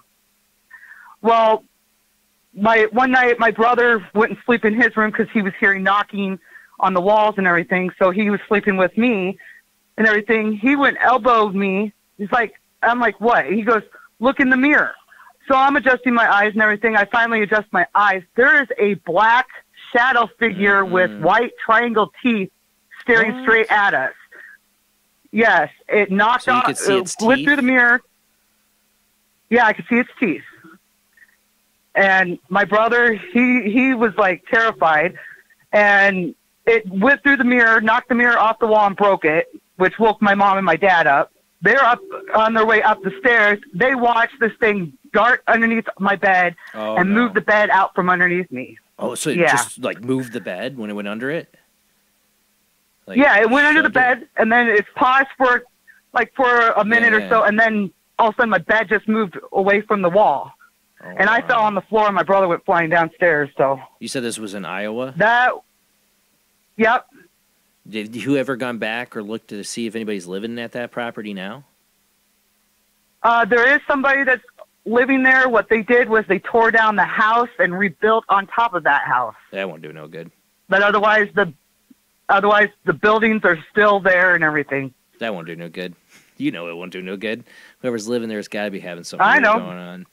Wow, little people, though. That's really fascinating. And there were different colors. I mean, you wonder if it's like some kind of elemental force you were seeing. Like, I don't know. That's kind of that. I wouldn't be able to go to sleep in a house when you tell me there's like little people. Well, it was around. when I first met them. I hardly slept when I was at that house. Did they ever? Because I talk? never knew what the heck was going to happen. Did they ever talk? No. No, just quietly. What were they doing? What were the little people doing? Most of the time when you would see them, like were they just running around or were they doing things? I was doing homework one afternoon because I had just got home. So I'm laying on my bed doing homework, and I actually had a few of them actually dart underneath my pillow. And I seen it, and I was like, what the hell? And I'm lifting up the blankets and the pillows and everything. Of course, I didn't see them after that. No. We actually, after all that happened upstairs, Mom, because me and my brother refused to sleep upstairs, my mom moved us all downstairs. So let's buy her a creepy mirror. But my dad wasn't going to move until he found out the truth. So yeah, well, then you got the 30-day eviction notice too. That probably that's what pushed you out. But yeah. But oh yeah, I bet you had to feel pretty vindicated though when your dad finally saw him, since he was the skeptic. Yep. Yep. Did he? He ever, was kind of in shock. Did he talk about it? He doesn't to you? talk about it today, though. Yeah. Nope. No, that's how some guys are, man. That's it. Well, that is Heather. Great story for probably maybe the last call. We can take another call if somebody else wants to call in, but that was awesome. Completely fascinating. I my mind's still reeling about the little people. You hear about the shadows, and you hear, the shadow with the white teeth, that's pretty creepy. Why your mom would buy you a mirror? They're like, you're living in a haunted house already. Here, let's buy a creepy mirror and put it in your room, sweetheart. Well, I came home, and it was there, and she's like, I'm going to put it up in your room. I'm like, no, I don't want it in my room. Right off the bat, I had this bad vibe from it. But she insisted. I think what it was is, back then, I still am. I'm a tomboy, so she thought that getting a mirror and everything would help me become a girly girl, makeup and all that kind of stuff. And I don't use mirrors or anything. I don't wear makeup hardly, so oh man, that was her excuse of why getting it. And she just scarred you more. That's what happens, parents, when you try too hard. You gave your kids demonic mirrors. Yep. Well, thank you so much, Heather. That was an awesome awesome experience you shared with us tonight. Maybe the next time you guys have one of these and I catch onto it when I'm at work and everything, I'll call in and tell you about the apparition I saw at another house. All right. Save that for next time we do an open line show. All right. All right. Have a great night, Heather. You too. All right. Bye. Bye. I'm going to be fascinated by that whole little person experience like that. I want to do some research to see if there's anybody else out there that's seen little people like that. That is incredible. You make me think of like all kinds of things like gremlins or fairies. I mean, what could that be? The shadows with the white pointy teeth. Oh yeah. See, I've done the shadow person experience, but the little people, that to me that's pretty incredible. I'm going to get to this before we run out of time. We can take a call. I will stop if we get a call, but 219-230-4444, 260-225-9419, or Skype ID oojblandoo or Jblandparanormalsoup. You could probably fit in one more phone call, but it'd be like right now if you want to call in. But really, really quick, they've been having these sightings of these creatures. This one, this is from mysteriousuniverse.org, awesome website. So I go, oh boy, there's something strange afoot in Middle America. Recently, reports of bizarre flying humanoid creatures have ramped up in the states surrounding the Great Lakes. Both current sightings and as consequences of increased attention, reports of past sightings as well. As I've written the past few months, these are only one paranormal creature that fits the bill. It's fair to say it's a Mothman is back. Well, the thing is, all these different stories, some have red eyes, some have, red or bright, or, this one was green. I've had the red eyes before. This one involved the guy actually called 911. It was a man from Woodstock, Illinois, did call 911 to report a freakishly tall winged humanoid with glowing green eyes apparently charged at him, screaming while he was trying to leave a convenience store. So he stepped out this convenience store and he saw this thing. Singular 14 covered this, and they actually researched it. And even though this guy didn't really want to talk anymore about this, they found the police record of the phone call. And they confirmed a man did call about a winged creature.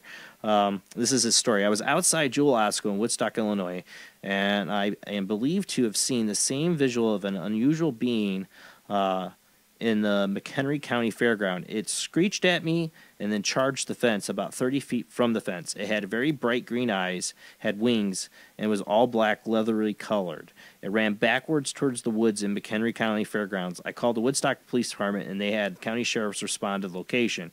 According to Singular 14, investigator Tobias Wayland called the witness at a determined time agreed upon by the witness, but was forced to leave a voicemail. The witness has not responded. So after that, the guy didn't want anything more to do with the story. So the article goes on. So it's all nonsense, right? Well, that's where the 911 call comes in. Singular 14 filed a Freedom of Information Act request, awesome, with Woodstock Police Department for a pertinent information they received, a transcript of the 911 call the unnamed man made to the police. The transcript states that on February 28, 2019, an officer did respond to a Jewel Osco parking lot after the call was made. The witness had a sighting of a mysterious creature described to being 7 to 8 feet tall, wearing all black, said the witness said. The creature charged at him from the fairgrounds, screeching at him while he was in Jewel Lot, and then retreated. The witness named the creature the Dolphide Pond Swamp Monster since he had the first sighting with the police involvement investigation to continue. I love that they tracked down that this was real, because there's just so many of these stories you wonder it's just somebody making it up or whatever. They actually got the police to verify somebody called about this. And you don't just call the police willy-nilly about seeing a winged, glowing green-eyed, I say glowing, green-eyed creature. A lot of times we've heard of them having the red eyes, but these were green. Witnesses consistently describe a large gray or black bat or bird-like creature. There's a lot of these stories we have. Although in small numbers of cases, the creature was described as insect-like, sometimes with glowing or reflective red, yellow, orange eyes. See how many different color eyes it seems we get on these stories. And humanoid features such as arms, legs are often reported. Many of the sightings are also something seen only briefly or described only as a flying creature with few details, which leaves open the possibility a large bird-like being could explain some of the encounters. This thing, like, charged at the fence he was near. Yeah. The guy, I'd probably be going back into Jewel Osco and not coming back out until the police arrived if I saw something like that too. And then Heather's story about the Jeepers Creepers thing, that was the other part we didn't really get back to on her story. I should have talked to her more too, was the guy, the creature, I mean, was it a creature or a person or ghost, whatever, standing on top of the cornfield? That's a creepy thought. You know, cornfields are creepy because, you know, I mean, besides Children of the Corn, I mean, what inspired that is that, you know, you ever go by cornfields? I live in Indiana with more than corn than Indiana, but not much more. There's tons of cornfields. It always creeped me out as a kid because you don't know what's going to come running out of there. It's not going to be some long-lost baseball player from Field of Dreams. No, it's going to be some creature like Jeepers Creepers. They're creepy. Cornfields can be creepy. Or it's just the movies that have done it to us. But what is happening in Illinois with these sightings? Is it its own, you know, Skywalker Ranch or a Skinwalker Ranch kind of phenomenon going on there in Illinois? That's what they keep pointing to. Or is it the Mothman phenomenon? Is something bad going to happen there? I mean, a lot of bad is happening there. I mean, in Chicago, the violence there is awful and everything. I mean, maybe it's the bad mojo. I don't know, but I swear we have at least one every other week, some kind of creature spotted in Illinois. But that's it for the show, pretty much. I mean, that's all the articles I had. I had a lot of great phone calls tonight, more than the first time we ever did this. First time we did open lines, we only had a 2-hour show. We only had a few phone calls, so I was a little nervous to do this, but you guys voted. It was a great show. Such great experiences. People called in, new people that called in too. I love that. And man, I hate to say it, I loved everybody's calls tonight, but I think we got the best one last was that Heather story. I'm going to be thinking about that all night, about the little people. I really want to see what other stories are. This would be a good one for Varla Ventura that we had on. I talked about the mythical creatures. I wonder if there's anything in the lore about like these kind of little people. I know there is. I mean, it was like fairies and stuff, but the way she described it, I wonder if there's anything that could relate to that. It's just so unique of a paranormal experience. I wasn't expecting that when she was telling her story. I was expecting a lot of the usual stuff. But when she said the little people and that her and her brother both saw that, that's one of the things that's significant about it, too, is that her and her brother both remember it. They both saw it. And then her dad, I saw the green floating head with my cousin. We both still remember it. Those things help us. If you were just a little kid and saw it, nobody else did, you'd be like, it was my crazy child imagination. But when you have other people that saw it with you, it stays with you for the rest of your life. It's like, that was real. Other people saw it. It wasn't just because I was a kid. That's what's cool about it. All right, guys. Well, next week we will have Nick Redfern on. We are doing an Easter show. If he has to change, we have to reschedule him, then I won't do a show. I'm not going to do another open lines or reschedule somebody else. I accidentally forgot when Easter was. I actually thought it was today. I originally wasn't going to have anybody scheduled for this. I thought Easter was so late this year. So we will have Nick Redfern on. First time we had him on, we had technical problems. It was almost 3 years ago. And that was heartbreaking because I'm a huge Nick Redfern fan. I'm actually reading his book, Alien Abduction Files. What the Government Doesn't Want You to Know. It is awesome. Another book, Zach, if you're listening, you should read. But definitely Incident Devil's Den. But Nick Redfern, Alien Abduction Files. Hopefully we'll have him on Easter. We'll be talking about aliens and all that good stuff. All right, guys, thanks for watching. Don't forget to check out our Patreon page. We're going to have that, should be this week. Should have the Time Slips, Dimensional Shifts podcast coming up. Rob, you should join me on that. Be recording it this week. One of my favorite topics, and only if you're the $2 subscriber to the Patreon will you get access to that. All right, guys, see you next week. Same bad time, same bad channel, 11 p.m. to 2 a.m. Eastern, 11 p.m. to 2 a.m. Eastern, 10 p.m. to 1 a.m. Central, 8 p.m. to 11 p.m. Pacific time. Check us out on our Facebook page, Midwest Paranormal Presents Paranormal Soup, on our YouTube channel, Jason Bland Paranormal Soup. Don't forget to subscribe and follow. Thanks for watching, guys. See you next week.